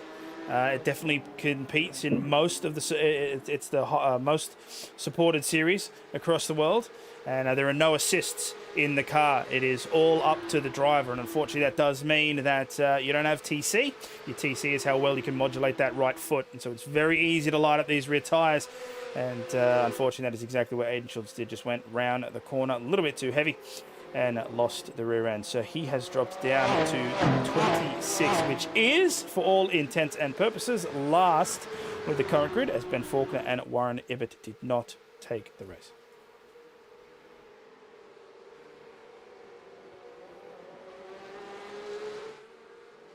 So 5 minutes 40 into a 40-minute race. Jamie Christensen still in the lead of this race, but only by half a second. Corey Lazarus is there with Matt Dench close behind. Teo Sereno there in P4. Ben Pedersen in P5. And Gordon Marshall in P6. Now, I will say this off the bat. I hope that Ben Pedersen has a better season this time round than he did last time. He was a little bit of a wrecking ball. And so hopefully with the break, he comes back. Same can be said for Corey Lazarus as well. That is true, yes. That is true. So hopefully the Blackout team, I believe they're still the Blackout team. If they are not, I do apologise. It looks like it from our angle. There is Matty Dench. Just, tagging along with these blokes, using them as baits in his fishing game, really, to be fair. This is how he rolls. He'll tuck in, tag along for the ride. Hang on, there we go. Antonio just saying he spun and quit the race, and that's not good if he's competing for a spot in the championship, especially with so many races. A good finish goes a long way. Well, that's right. They've got 2 drop rounds at their disposal, but you don't want to burn those drop rounds too early because you just don't know what's around the corner. You don't know what's coming up later in the championship. We've so often seen people who burn their drop rounds early rely on having a clean run to the checkered flag and not be able to pull it off, not be able to do so. Keep an eye on that as we go forward. Todd Hayne there in 7th place all over the back of Gordon Marshall. I was making the point about Matty Dench. Yeah, he will just tuck in there, use those guys to his advantage, save a little bit of fuel along the way, and then, one-up them in the pit lane. He will save a little bit of fuel during the stint. He will, therefore, spend less time on the jacks in pit lane, in the fuel top-up, and then away we go. You're right, and we know it. We know it. We've seen it happen many, many times before, but my point is it's such a well-known feature of Matthew Dench. So you would think, right, that makes him vulnerable. But in the previous seasons, that wasn't the case. And I'm just curious if anybody has picked up their game in terms of fuel saving, because what Matthew Dench does, which is so bizarre, is not only does he fuel save, but he sets fastest laps. And usually they don't go hand in hand. You would think you'd have to give up some form, you'd have to sacrifice some form of lap time to do it, but he just manages to maintain the pace and then some as the race evolves. But I am curious to see how this one goes. 40 minutes on the clock.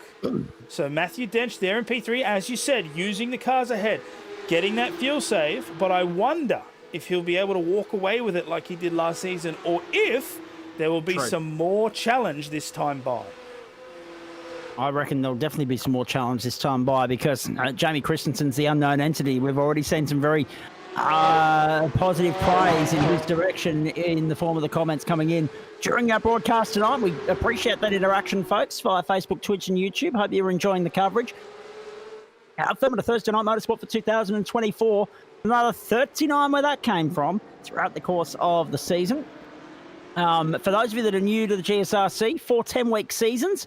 And this year, instead of having 1 week between terms 1 and 2 and 3 and 4, it's going to be 2. So 2 weeks between 1 and 2, 2 weeks between 2 and 3, as has been the case the last couple of years, 2 weeks between 3 and 4. So we'll take the checkered flag a week later than we did last year, having started a week earlier than we did last year as well. Having started Monday, January 22, will end Friday, December 6. And noting as well that for the first time in club history, we'll get to go racing on February 29 as well. We're very excited about that. Christensen, Lazarus, Dench, Sorono, Pedersen, and Feb 29 will be a Thursday night as well for the first time since the year 1996. So looking forward to that. Right, through we go. Christensen taking Lazarus along for the ride. Dench tucked in and content to be so at the moment. Teo Serrano, Ben Pedersen, Gordon Marshall, Todd Hayne and Tom Bidgood make up the top 8. Jared Knight and Sebastian Spicer, the 10.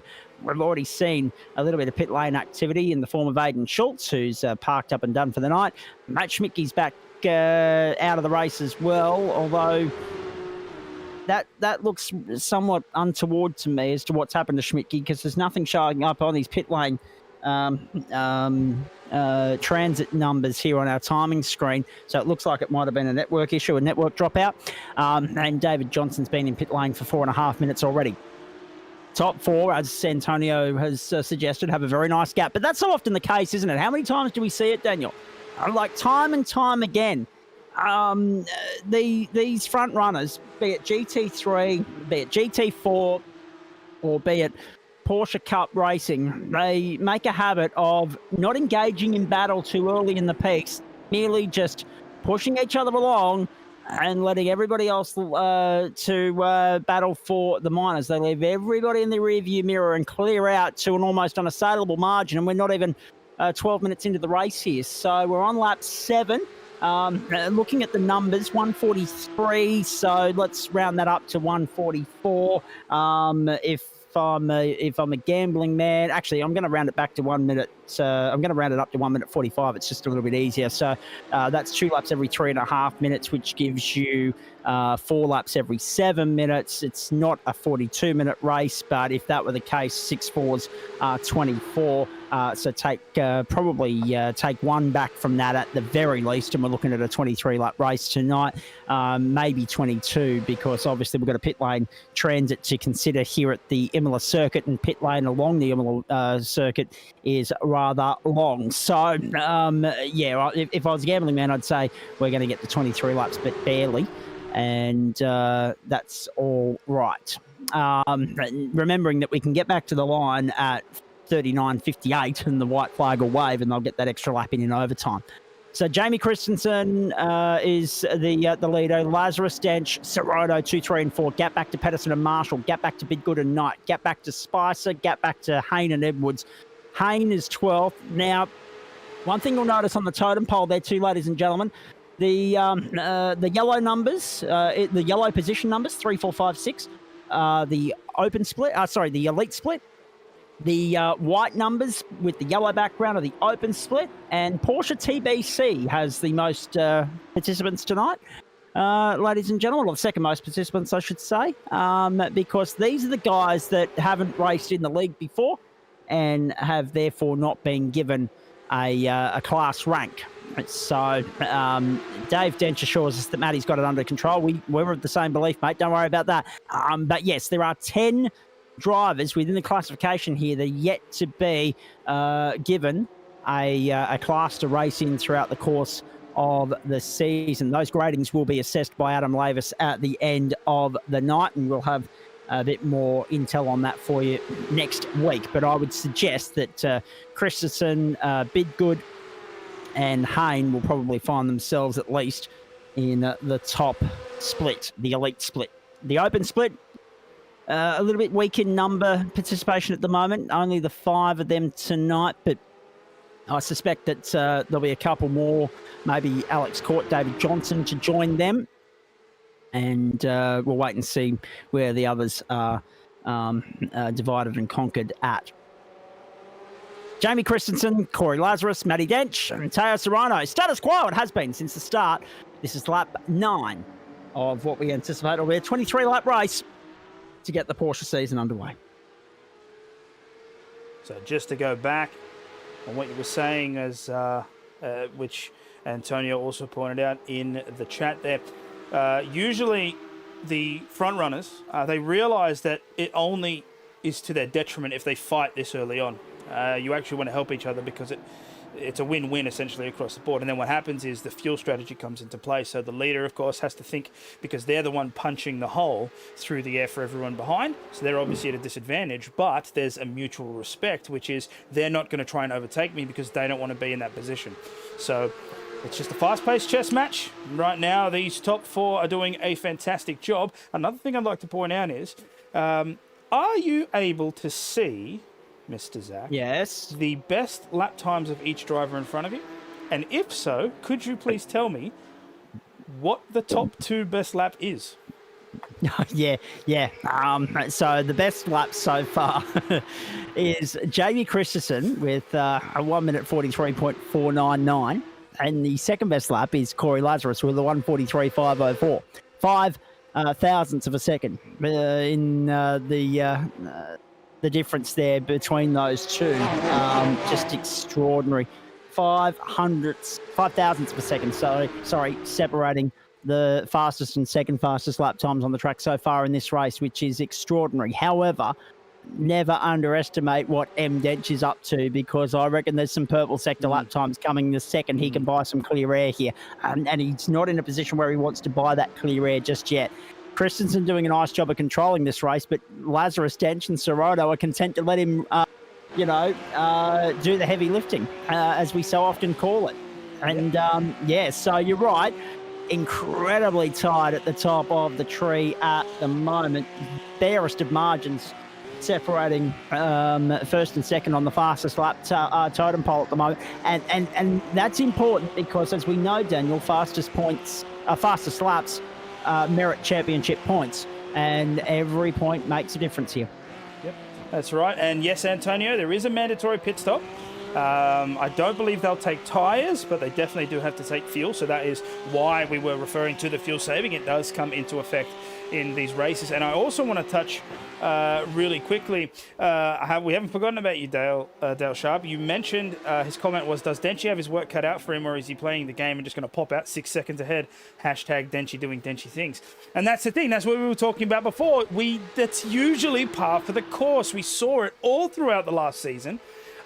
However, and again, I don't want to count my chickens before they hatch, but just based on the performance that we're seeing, and I might have to cut this off. Hang on. Lazarus up around the outside, pulls the trigger and fires the first shot and goes to the lead on the outside at turn 2.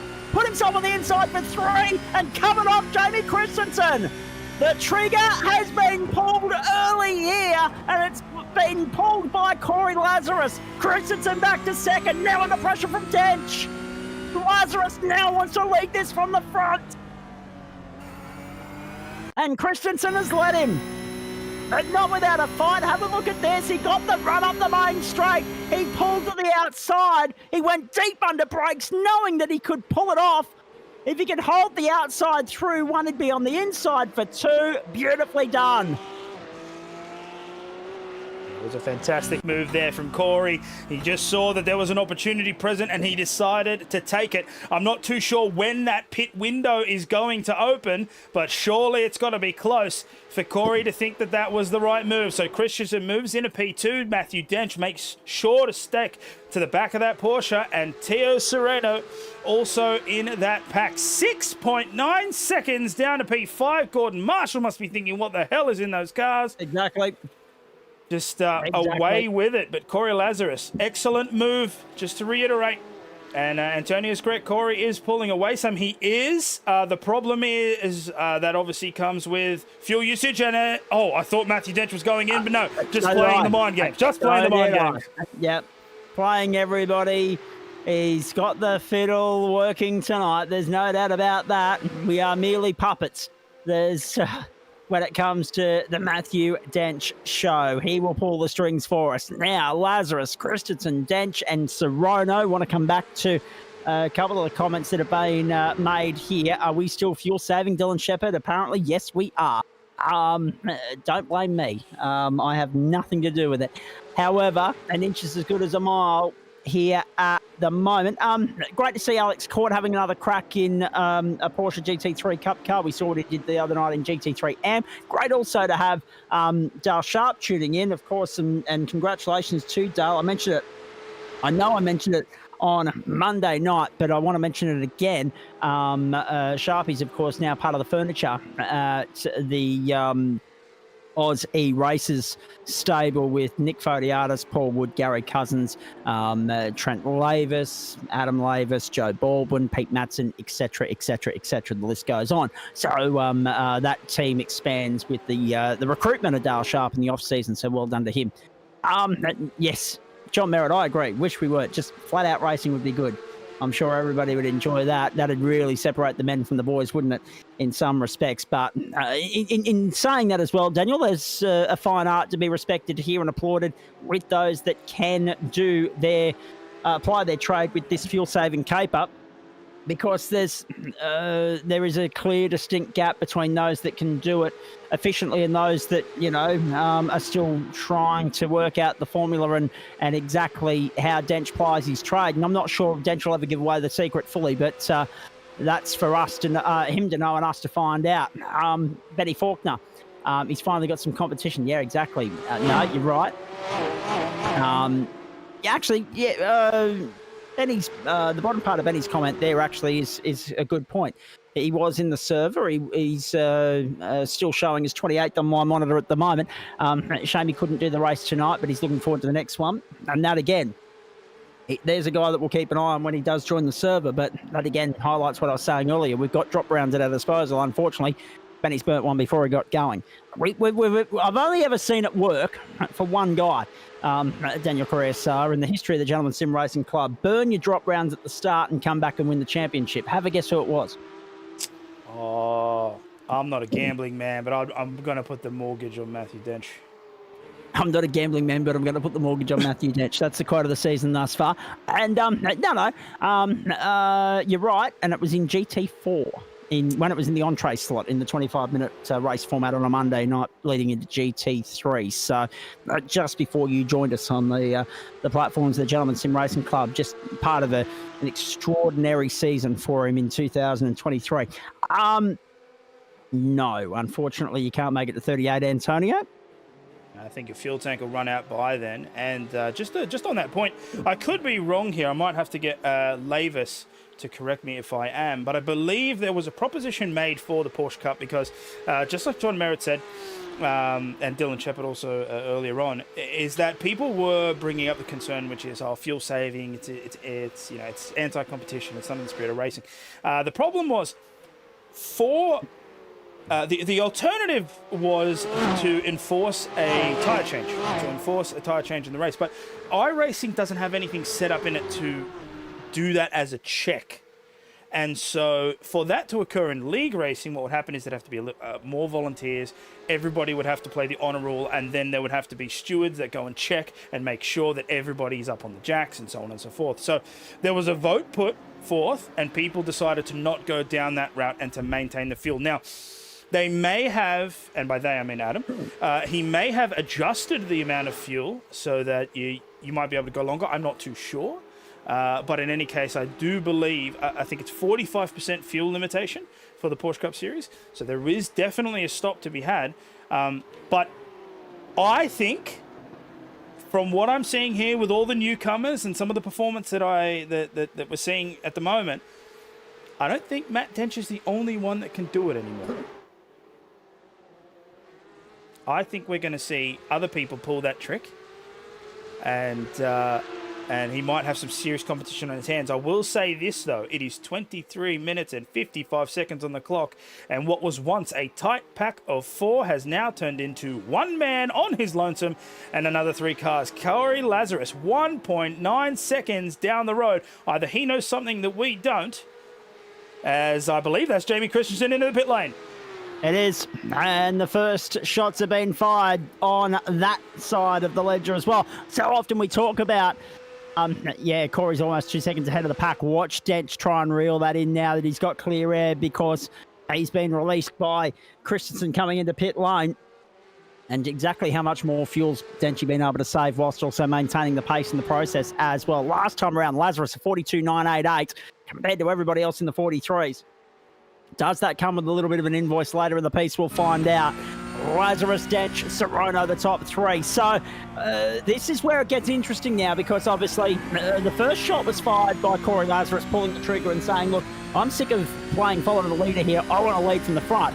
And then the second shot was fired by the pitting car there, of course, of the Christensen, who came into pit lane before everybody else. So he stopped. He's now good to go to the checkered flag. So he's on a different strategy to everybody else. Which strategy is the best one to be on tonight? We're going to find out. So there's a couple of different reasons why this is well worth keeping an eye on over the next short while. Christensen's stop time is 9.32 seconds. And he's come back out in 10th place. So that gives you a little bit of an idea as to where we're heading. And we're at... Geez, that went quick, didn't it? Like, I've been sitting here talking away and just enjoying the race, and 25 bloody minutes has been burnt. I'm a little bit bemused by all of that. Yeah, that's gone by in an absolute flash. I wasn't expecting that much time to have been chewed out of the clock. Across the line we go again.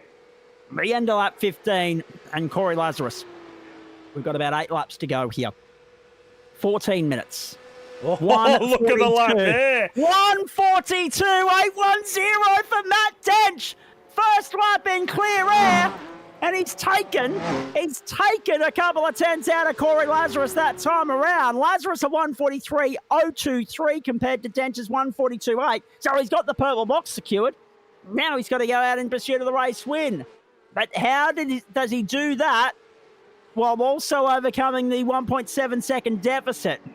What is going to happen? The gamesmanship, the fuel games, the strategy play. In the next short while, it promises to be a fascinating conclusion to round one of this championship. Remembering that when you take the pit transit into consideration, we are nearly 8 laps away from the checkered flag. We will do a little bit of overtime to get there, but we started that 16th lap with 14 minutes to go. 14 minutes is bang on 8 laps based on the times we're seeing at the moment, with a little bit of time left over. And that time left over will go to the pit lane transit. So expect this race to run 23 laps tonight here at the Imola circuit, unless we get a late race safety car, which I can't see Race Control throwing that spanner in the works for us. Speaking of Race Control, he's been in here a while, but he's on mute, so I'm not sure if he wants to talk to us or not. Our mate Jamie Budd joins us from Race Control. Mate, good evening to you.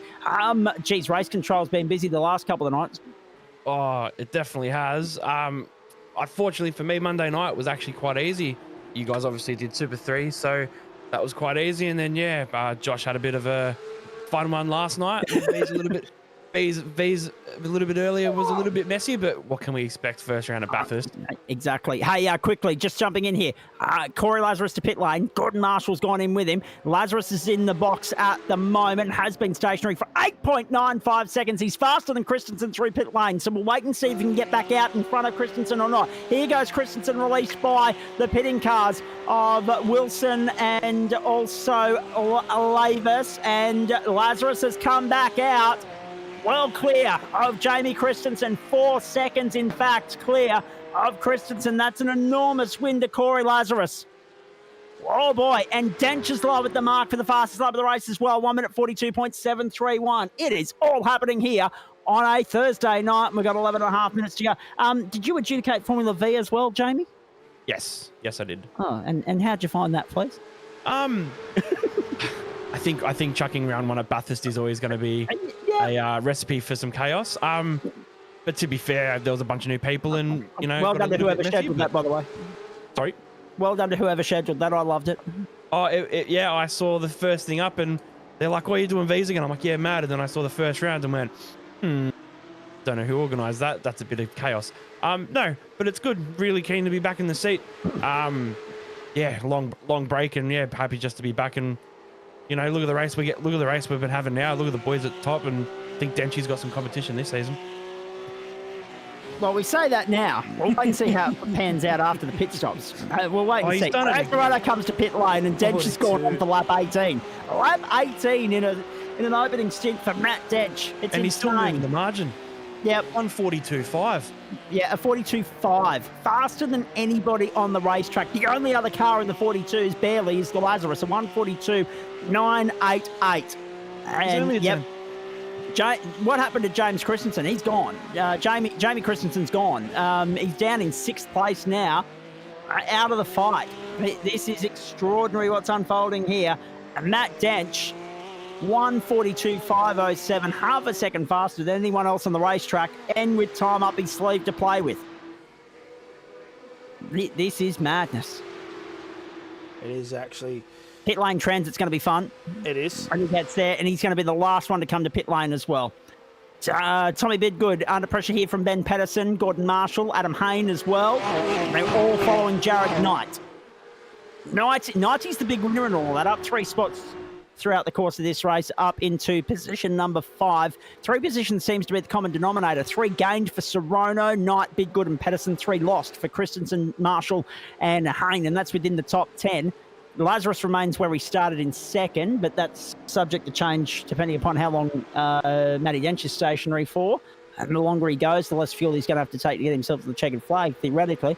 And then, of course, we go back to the biggest mover of the night. Well, minus 10 for David Johnson. No one's in double digits here, can you believe it?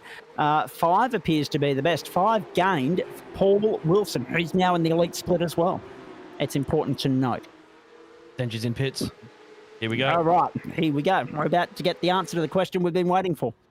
Matt Dench on pit road. 53. Yeah, just insane, isn't it? Well, that's ridiculous. And he was only stationary for 6.8 seconds, which is 2 seconds faster than anybody else. That is nuts. Matt Dench back out onto the racetrack, 6.87 seconds. Watch him go. Out there into the lead by an astonishing margin. 1.7 seconds to the good.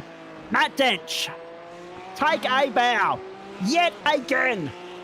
Yeah, there is only one downside to this, which is it might not be that big in the scheme of things, but Matt Dench didn't come into the pits, which means he's lost some temperature in those tyres. So if Corey's aware of this, this is the time where he's got to put his foot down and really close in that margin. 1.6 seconds is it's doable. The problem is this. Matt Dench was doing a 142.5 before he came into the pits. There is nothing to say he can't go faster than that as the tank gets empty. My question is, can Corey Lazarus match or beat that pace? Because if so, then we'll have a proper race on our hands at the back end. The unfortunate thing here is, based on what I'm seeing right now, Tia Sereno and Jamie Christensen probably are too far back to bring the front two into contention. 3 seconds and 2 seconds the gap, respectively. However, anything can happen. People can make mistakes, so it's not over till it's over. Corey Lazarus pushing there too, sliding out, coming out of that chicane. So you can tell he's hungry for it. He's brought it down from 1.6 to 1.3. The downside is, if he does keep pushing at this pace, he's got to think about his tyres. The Porsche tyres overheat really, really heavily. John Merritt mentioned it before. There'll be an invoice to pay on tyres if you push too hard. So it's all to play for, but we know what drivers are like. Corey Lazarus has got that visor down, and he only sees one thing, and that's P1, and there's one person in his way. So I can only imagine he's going to keep that right foot planted so far into the firewall. He's going to feel the heat from the engine. The breaking news that I have for you that is not Porsche related comes to you from the Gabba, where the West Indies have lost their 6th wicket. Nathan Lyon has struck at 6 for 213. There is still an outside chance, if the tail can't wag for the Windies, that the Aussies will bat tonight. Play concludes at 10:30 Eastern Daylight Time, which will be about the time we're getting off air here. Dench, Lazarus, Serrano, Christensen, Knight and Bidgood, the top 6 at the moment.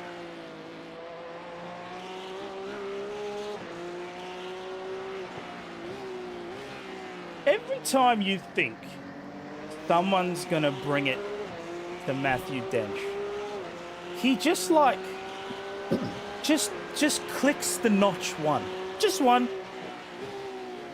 Just to be like, know your place, please. Yeah, exactly. And it's just crazy. Like, you would think at some point there'd be a plateau, but I reckon Matthew Dench is that type of person where he just doesn't stop. He keeps training, he keeps pushing it, and then he just progresses like the rest. It's amazing to watch. It truly, truly is. Exactly. Now, there was a penalty coming up on screen there at the moment, but I don't think the name and number matched up to anyone in the server.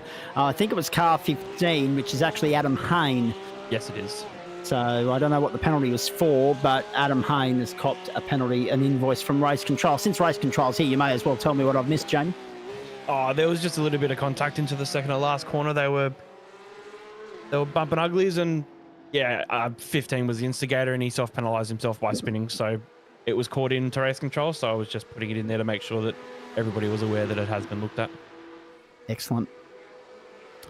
Dench, Lazarus, Serrano, Christensen, Knight, Bidgood, Marshall, Hayne, Pedersen and Spicer, the top 10 here at the moment. We are on the third last lap of the race. We've got Bidgood up on the outside of Knight, trying to find a way through into the top 5 and can't get it done.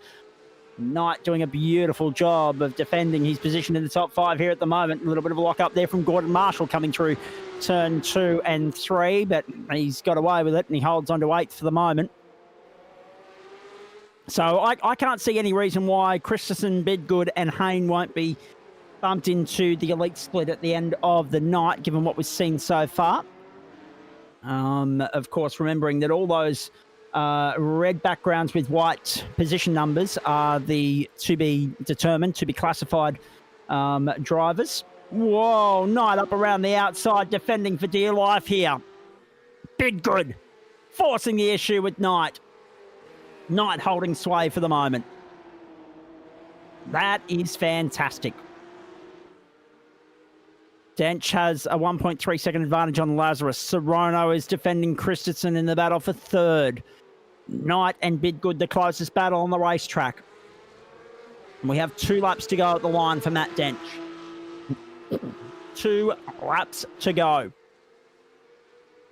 And they'll actually do bugger all overtime in the greater scheme of things.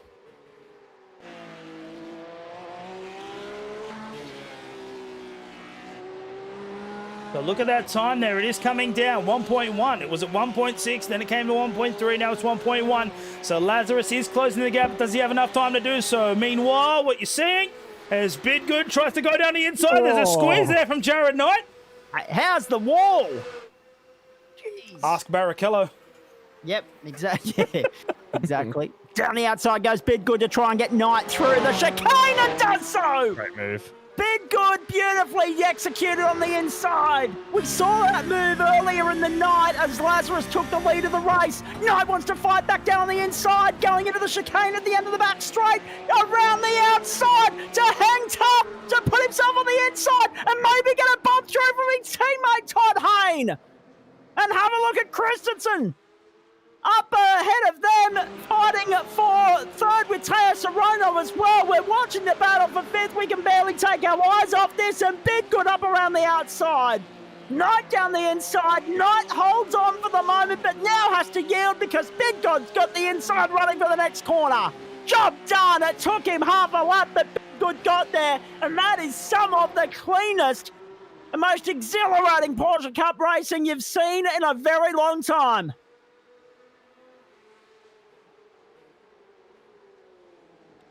They're still going for fighting. it. Yeah, they're still going for it. 38 minutes on that clock. Todd Hayne there in P7. He's just slot right behind his teammate there, Bidgood.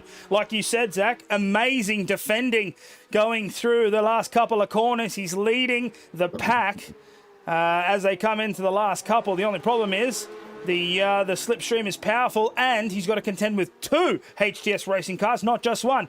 So we'll see just how well his defending skills are as they go down towards turn 1.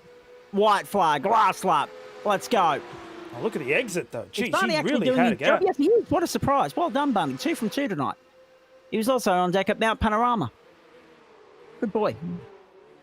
About time iRacing got him, cracked him into gear. No. Whip. All right, half a lap to go. Christensen's all over the back of Serrano. Oh, they've come together! Hayne and Knight, the teammates have come together! And that hands gives Tom Bidgood 5th position. What about this for a moment? Jared Knight and Todd Hayne. Knighty lost the rear, and Hayne gave him a clout on the way through, trying to take evasive action. Are you kidding me? Jared Knight's love-hate relationship with the Porsche continues, and it was too much curb that was his undoing.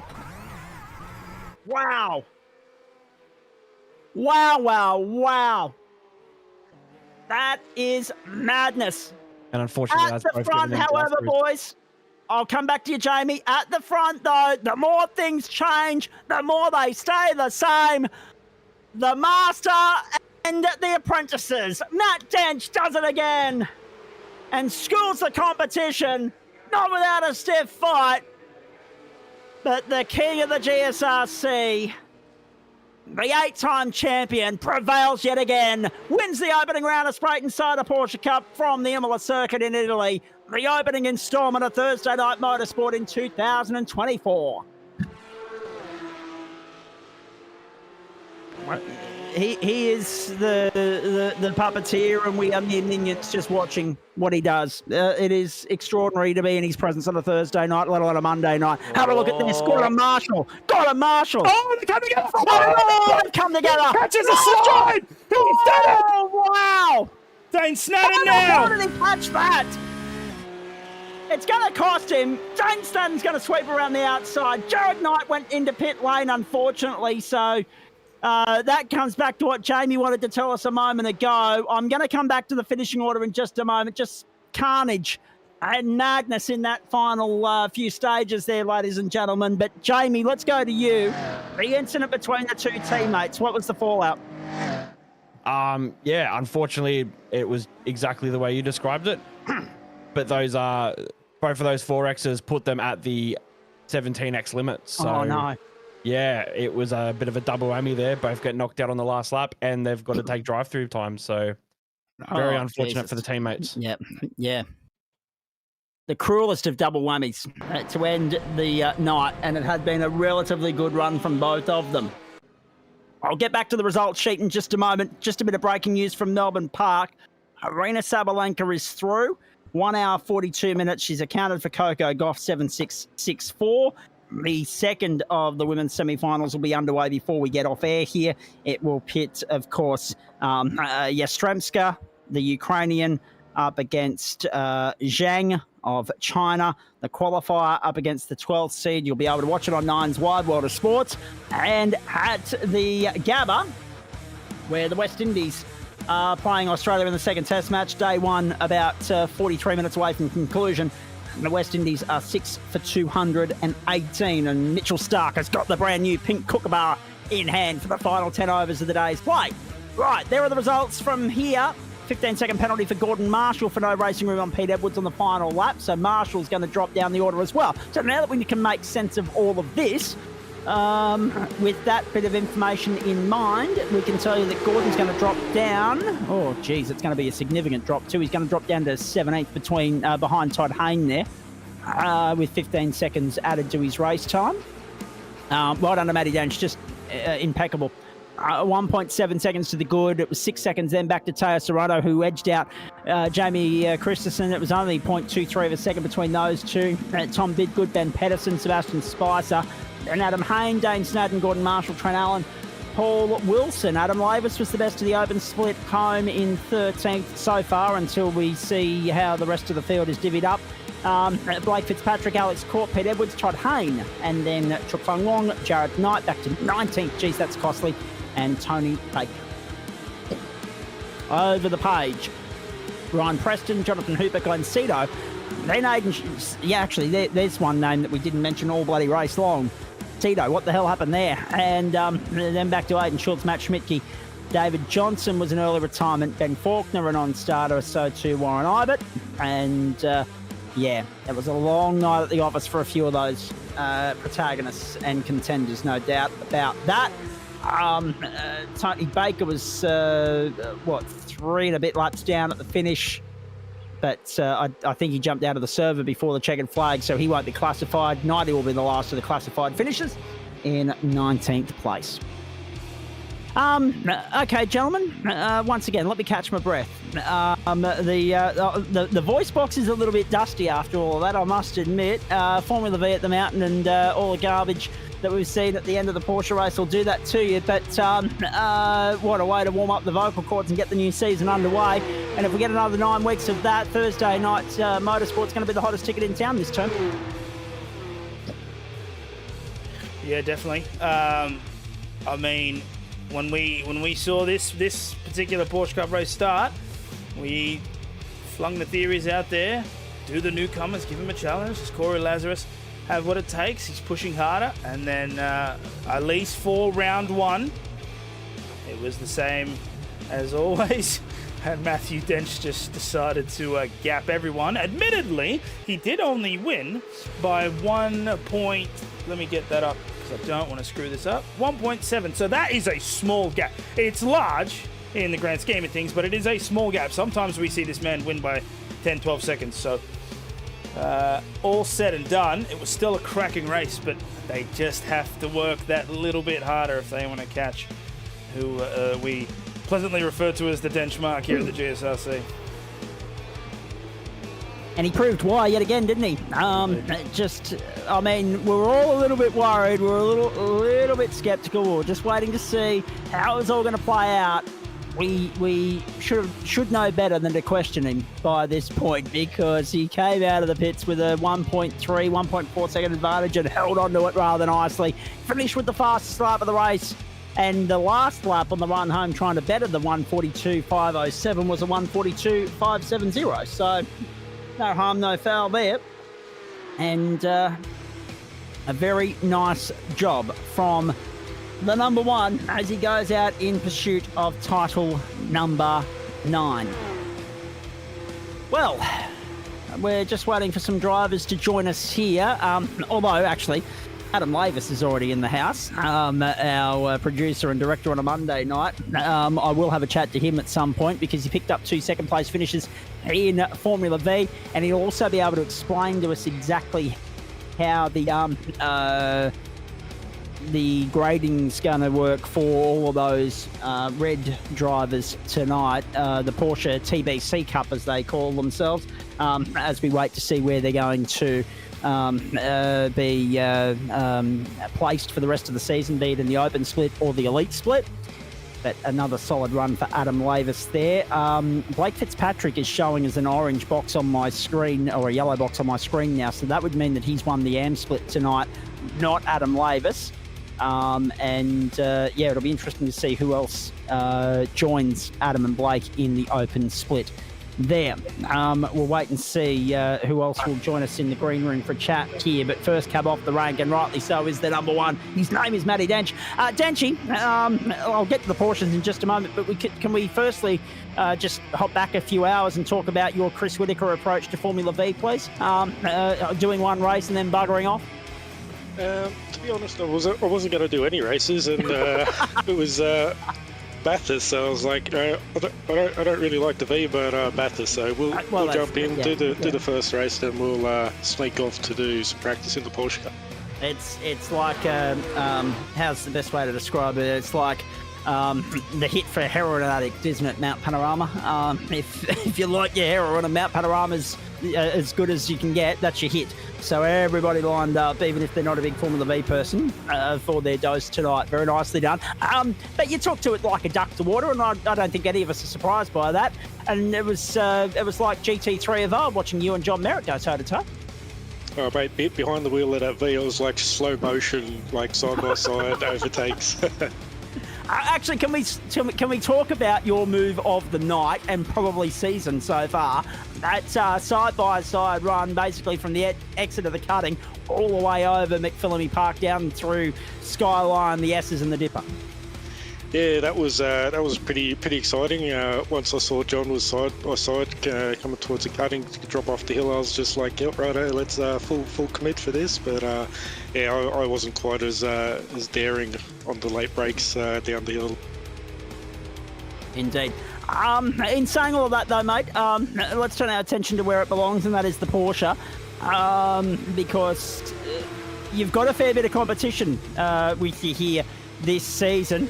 Jamie Christensen was the unknown entity coming into tonight. He's proven that he's going to be one to watch as the season unfolds. Nice to see Teo Sorono back. Nice to see Corey Lazarus taking the fight to you, but you still found a way to the front when it mattered most, mate, and you did it the smart and tactical way that you always do. You didn't seem too worried when Corey pulled the trigger to get by Christensen and check out to a 2-second lead. And it paid off, just taking a collective and calm approach to it from your standpoint, following Christensen through, then punching out a purple box, then pitting, and you came out with a second and a half to the good. Yeah, I sort of like midway through qualifying there, I found a nice little setup change that got me on pace, so I wasn't too worried sitting in the top 3 there following. Got to save quite a bit of fuel, and yeah, like once Corey got to, like, I don't know, it was like 1.8, I was about to pull the trigger and send a move, but second place went into pit lane, so we just started trying to punch out some quick laps to try and claw back that gap, and yeah, we managed to save enough fuel to go to extra and get that lead at the stop. Indeed. No, very nicely done. What'd you make of the pace up front? Clearly you were happy to run to a number and let those guys pull you along and save a little bit of juice for you, but it didn't seem like anyone was in a real hurry until, as I say, Corey pulled the trigger there and decided that he wanted to lead from the front. Yeah, I think with the pace of the top 4 there tonight, I think like an overall championship win is going to be tough to come by, I think, if everyone turns up. So yeah, it should be good fun. Yeah, this is true, and there's a couple that may not have turned up tonight that might still want a piece of it in the coming weeks as well. Those wildcards and cameos, as we like to call them. In saying that, though, nice to see some new names on the grid, like Jamie Christensen. And also, Denchi, what is it about the top 4? There's something there early in the piece where that pack just has a mutual understanding that will follow the leader for a little bit, and you essentially leave the rest of the field battling for the minors and conceding defeat from about 5 minutes into the piece. I mean, if we battle early on, we're just going to kill our tyres, and then four-way battle's going to turn into like a 10 to 15 car battle. So everyone just plays nice and get that gap, and then we can battle in like straight after pit stops. All right, Daniel Correa-Sarr is going to bring up the calendar on the screen here for us, if he can, please, for what's ahead. And I want to bring your attention to next Thursday night and the Silverstone circuit. We're going 40 minutes there. The week after, we're going sprint racing from Sonoma. We back it up with a 60-minute race for week 4 from Road America. We'll go sprint racing at Brands Hatch. We'll go sprint racing again when we get to Oran Park. That'll be an absolute beauty. Motorland Aragon will produce a 40-minute race there for you. And then we go sprint racing in week 8 of the campaign when we head to Circuit Park Zandvoort. As I correctly pointed out earlier in the piece, a 60-minute race when we get to Spa-Francorchamps, and that will be the penultimate round of the season.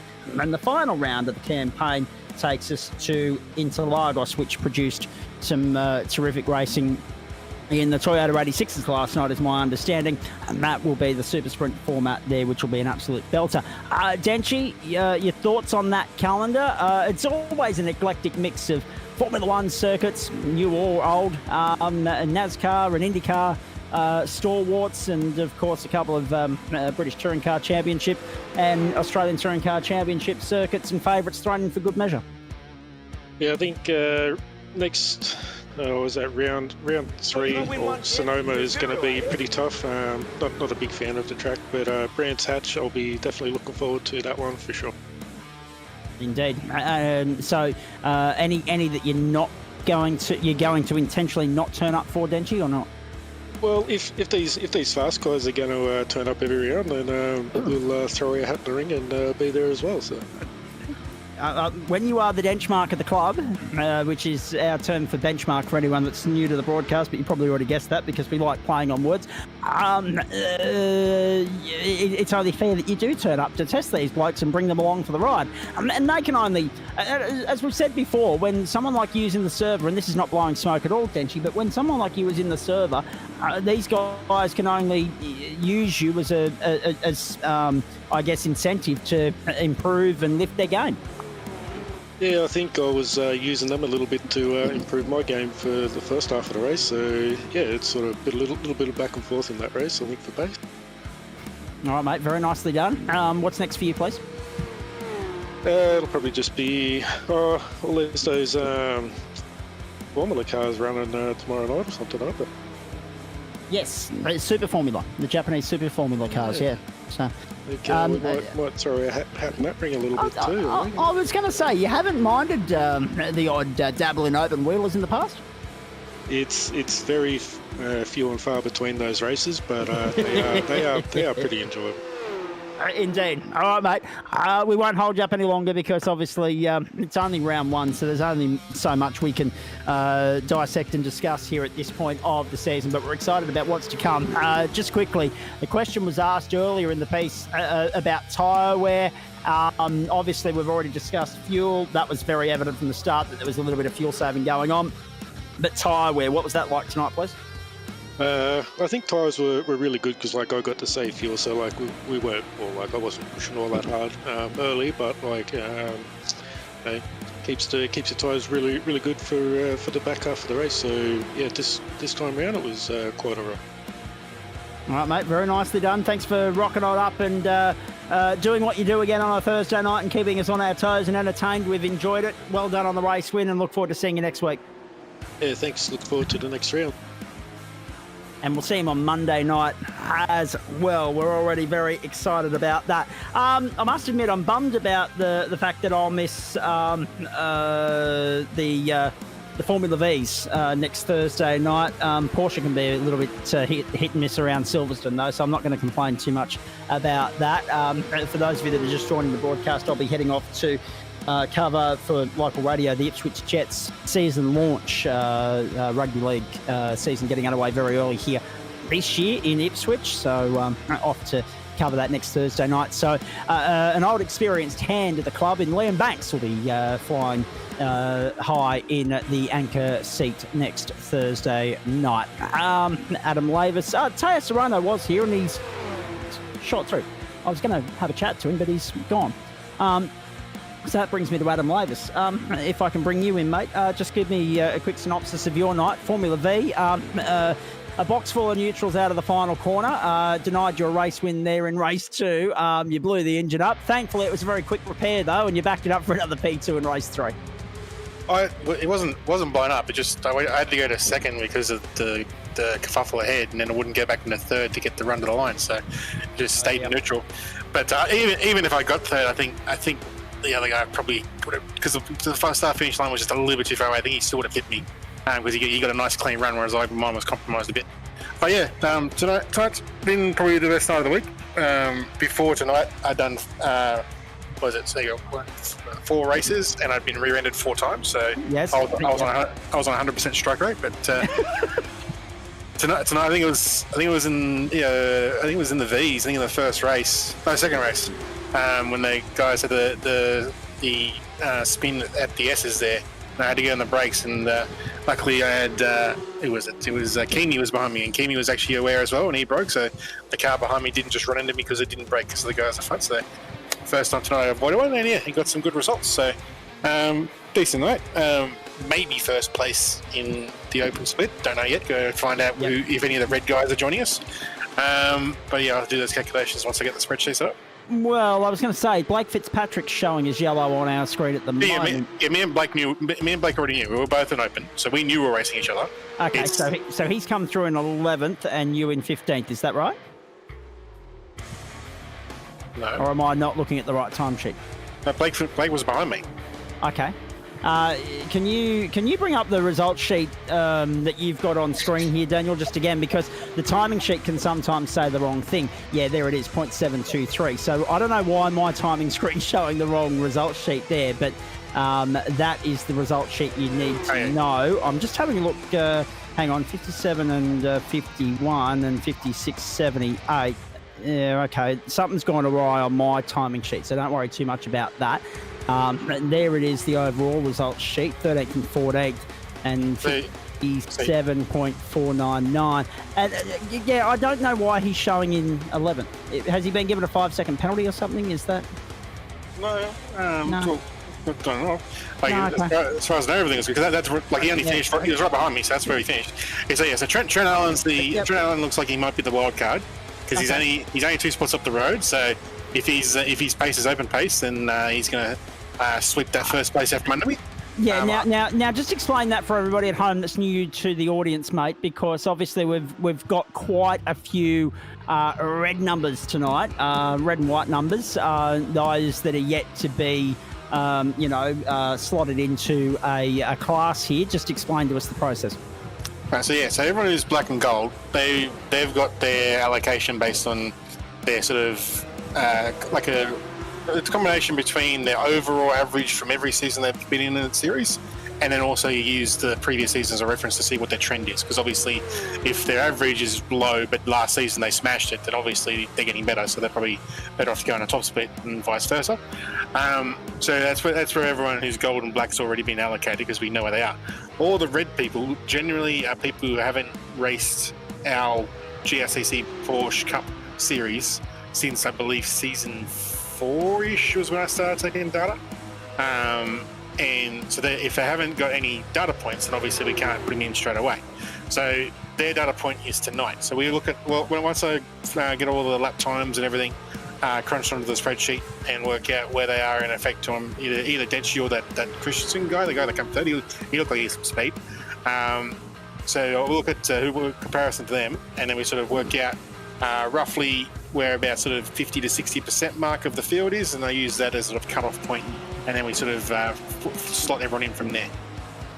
And I think all 4 of us in the booth here at the moment, race control, broadcast, will agree that new name is only a good thing for the club, because it means that even with some names going, others are coming, and a new ingredient or element of intrigue to every Thursday night when we rock up here.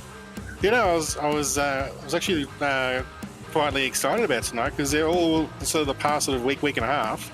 I just had a lot of little names popping up asking for invites to the league. So if they're asking for invites to the league, that means there's more people wanting to race. More people want to race, the more bumps on seats, more wheels on track. So that's what we want to see. Obviously tonight was what was the total grid number tonight? About 25. I'm just having a look here. We had 26 starters. We had Ben Faulkner and Warren Ibert not start. So there's 28 that were in the server for you. I wonder what happened to Benny. Benny was keen to race, so that's unfortunate. Yeah. But yeah, so we'll hopefully get a couple more next week as well, and we'll have some fun. As I said, I watched the whole. I kept one the straight down when I had a bit of time. I was looking up and noticed that Denchi wasn't winning. I was like, oh, the boys are going to give him some curry. That's good news. And so he still managed to pull it out in the end like usual. So no surprises there. No surprises at all. Right, just a quick update for you from the Gabba. 7 for 225, the West Indies. Hodge, Caven Hodge, with 71. That just dismissed Court Smith bowled Stark. I'll go back to the tennis for you in just a moment. We'll go around the grounds. I've got another bit of news that I've got to share with everybody as well before we go. But Adam, before I let you go, when you look at the schedule for both V's and Carrera Cup or Porsche Cup, what excites you most? What excites you least? I haven't had a chance to really study the Formula V one yet. I haven't made the spreadsheet. So usually when I do the spreadsheets, when I feel my first sort of proper look at the season. The Porsche one looks all right. There's a couple of old ball tracks in there. Like we're doing the outer ring of Sonoma so that had to be a sprint round. So that's going to be interesting with the slippy slidey Porsches with that big curve at the cut through. Seeing if they manage to stay on the ground or whether they get launched or whatever. So that's going to be a bit of fun. And then the slalom section could possibly overheat some rear tyres maybe. So we might see a few block brakes into hairpin. So hopefully it'll spice things up. It'll be a bit of a different track, something we don't normally get to go to very often, but it is quite a good, fast, flowy track. So hopefully it should shoot the Porsches. And the one thing I was just a little bit disappointing is no Magello. So Magello missed out for the Porsche Cup. But hopefully we'll get that next year. There for everything else, though. Yeah, well, it's a great track, that, mate. You can't go wrong with Magello. It's a very fun track. It's a beauty, no doubt about that. I'm really excited about the fact that we're finally going to see some more four-wheel motorsport around there. It's a shame Formula One can't go back on a more regular basis. Speaking of Formula One, what about this bloody news earlier in the week, boys? That they're going to go from one of the great circuits of all time, the circuit of Barcelona, Catalunya, into the streets of Madrid. I'm not sure how I feel about that one just yet, but then again, I mean, street circuits, money, we know how it works in this Formula One after all. And also, very nice to see Red Bull gaining a sponsorship deal through Visa, who, make more than enough quid out of spectators paying to go to Formula One in the first place. So it's nice to see them giving back to the sport. Yeah, but anyway, I have to say this. I have to say this. I didn't think that you could have a worse team name than Stake F1 team Kick Sauber, and yet somehow Red Bull have knocked it out of the park. Oh, yep. Visa, Cash App, RB. What? The livery better be the best livery on earth. Otherwise, I have no idea how to feel about that team. Really, it should just be the Red Bull livery, but replace the bull with dollar signs. Really. Anyway, I think that'll just about do us, gentlemen. Anything else from you, Jamie Budd, in race control? Any post-race penalties or? No, not except for that last one at the end there with Gordon Marshall. And fun enough, I actually wasn't aware that Warren Ibert didn't actually start the race, so that has been adjusted to him to serve that next week. Yeah. I was going to say, just on that, as we were jumping into the server, there was a memo on the screen saying rear of grid penalty for next round or next race. So I was of the belief that was going to carry over to next round anyway. No, so the rear of grid for next race is so what was that for? Ollie. I think we have to reword it. So basically, what happened was he came out of pit lane. And obviously being at the racetrack that we are, blend line is on the racing line. So it's up to the person leaving pit lane to not impede the drivers on track. He did that, which means he's going to start from the pits. Unfortunately, with iRacing's limitations, we personally can't set a driver to start from the back of the grid. So we force them to start from pit lane and miss the start. Unfortunately, the wording in our spreadsheet just says rear of grid next race for something else. Maybe it's something you do have to put in as a starting from pit lane or something. Yeah, that's a fair call. And of course, that's a fair enough invoice in these parlons anyway, because you start from your pit box, you don't actually start from the control line at pit exit. All right, very nicely done, gentlemen. I think with only... Teo jumped in and then jumped back out, so I'm hoping Mr. Serrano will come and have another chat to us next week. Would have been lovely to pick his brain tonight, because it's been a while. And more than that, he made an absolute blinder of a bloody start too. That was an absolute beauty, straight through the middle and just wedging through the middle of the row in front of him to gain 2 spots on the run down to turn 1. So the more things change, the more they stay the same. Still Matty Dench leading home Corey Lazarus. That was the one thing I gotta say at the start there. I was well down the field at the start, but given that we've all been away for a while, and these things aren't the easiest things to get off the line, even at the back of the field, everyone got a very even start at the back. So it was very surprising that no one really got a bogger. So that even though it was just everyone got relatively even, but unfortunately that sort of also caused that 4-wide kerfuffle, which got a few upset. Indeed. All right. Very nicely done. I'll get to the broadcast schedule in just a moment. Just a quick tip of the hat and nod to Waste Options, Spreyton Siders, Player One Sim Gear, Livesy Racing, M-Wave Australia and Flash Graphics, without whom none of this is possible. They're the great supporters on the platforms of the Gentleman Sim Racing Club for Term 1, Season 16 of the club, Term 1 of 2024. And as far as broadcast is concerned, Week 1 is in the can. We are done. 9 to go when we commence week 2 on Monday night. But before that, some internal club races, non-broadcast for you. Starting tomorrow night, wings and slits from the Fuji International Speedway, 8:30 Eastern Daylight Time. There will be 2 races there. Now, this is wings and slits with the Japanese Super Formula cars. Now, there aren't enough Japanese circuits on the iRacing server to fill that championship calendar, so they will hop and skip and around, do some continent hopping as they go. Super Formula, the wings and slits component for Term 1 of 2024, and top 10 reverse grid for that second race over 35 minutes. Mountain Men in the Radical SR10s on Saturday night, 8:30 Eastern Daylight Time, 32 laps. Red journey there as Mountain Men gets underway again. Joe Baldwin in charge of that as per usual. Sunday night, this is Pete Madson's baby. We'll have to get a little tile or banner for it. V8's past and present, the Oval Series, essentially filling the gap left by the other club having a season or 2 off, as Pete said earlier in the piece. Our Australasian Supercar E-Series friends, who we've had the Interclub Challenge with the last couple of years. That's Monza Oval, the venue on Sunday night. They will start that race at 8:30 Eastern Daylight Time, 111 laps for you. If you don't mind, they'll come and go in a hurry because it is the Monza Oval. As far as week 2 is concerned, it gets underway Monday night from Belle Isle, Michigan, Detroit. The street circuit there, formerly used by IndyCar before the move into downtown last year. And the race start will be 7:50 Eastern Daylight Time for the Super 2 V8s for Player One Sim Gear. So looking forward to that immensely.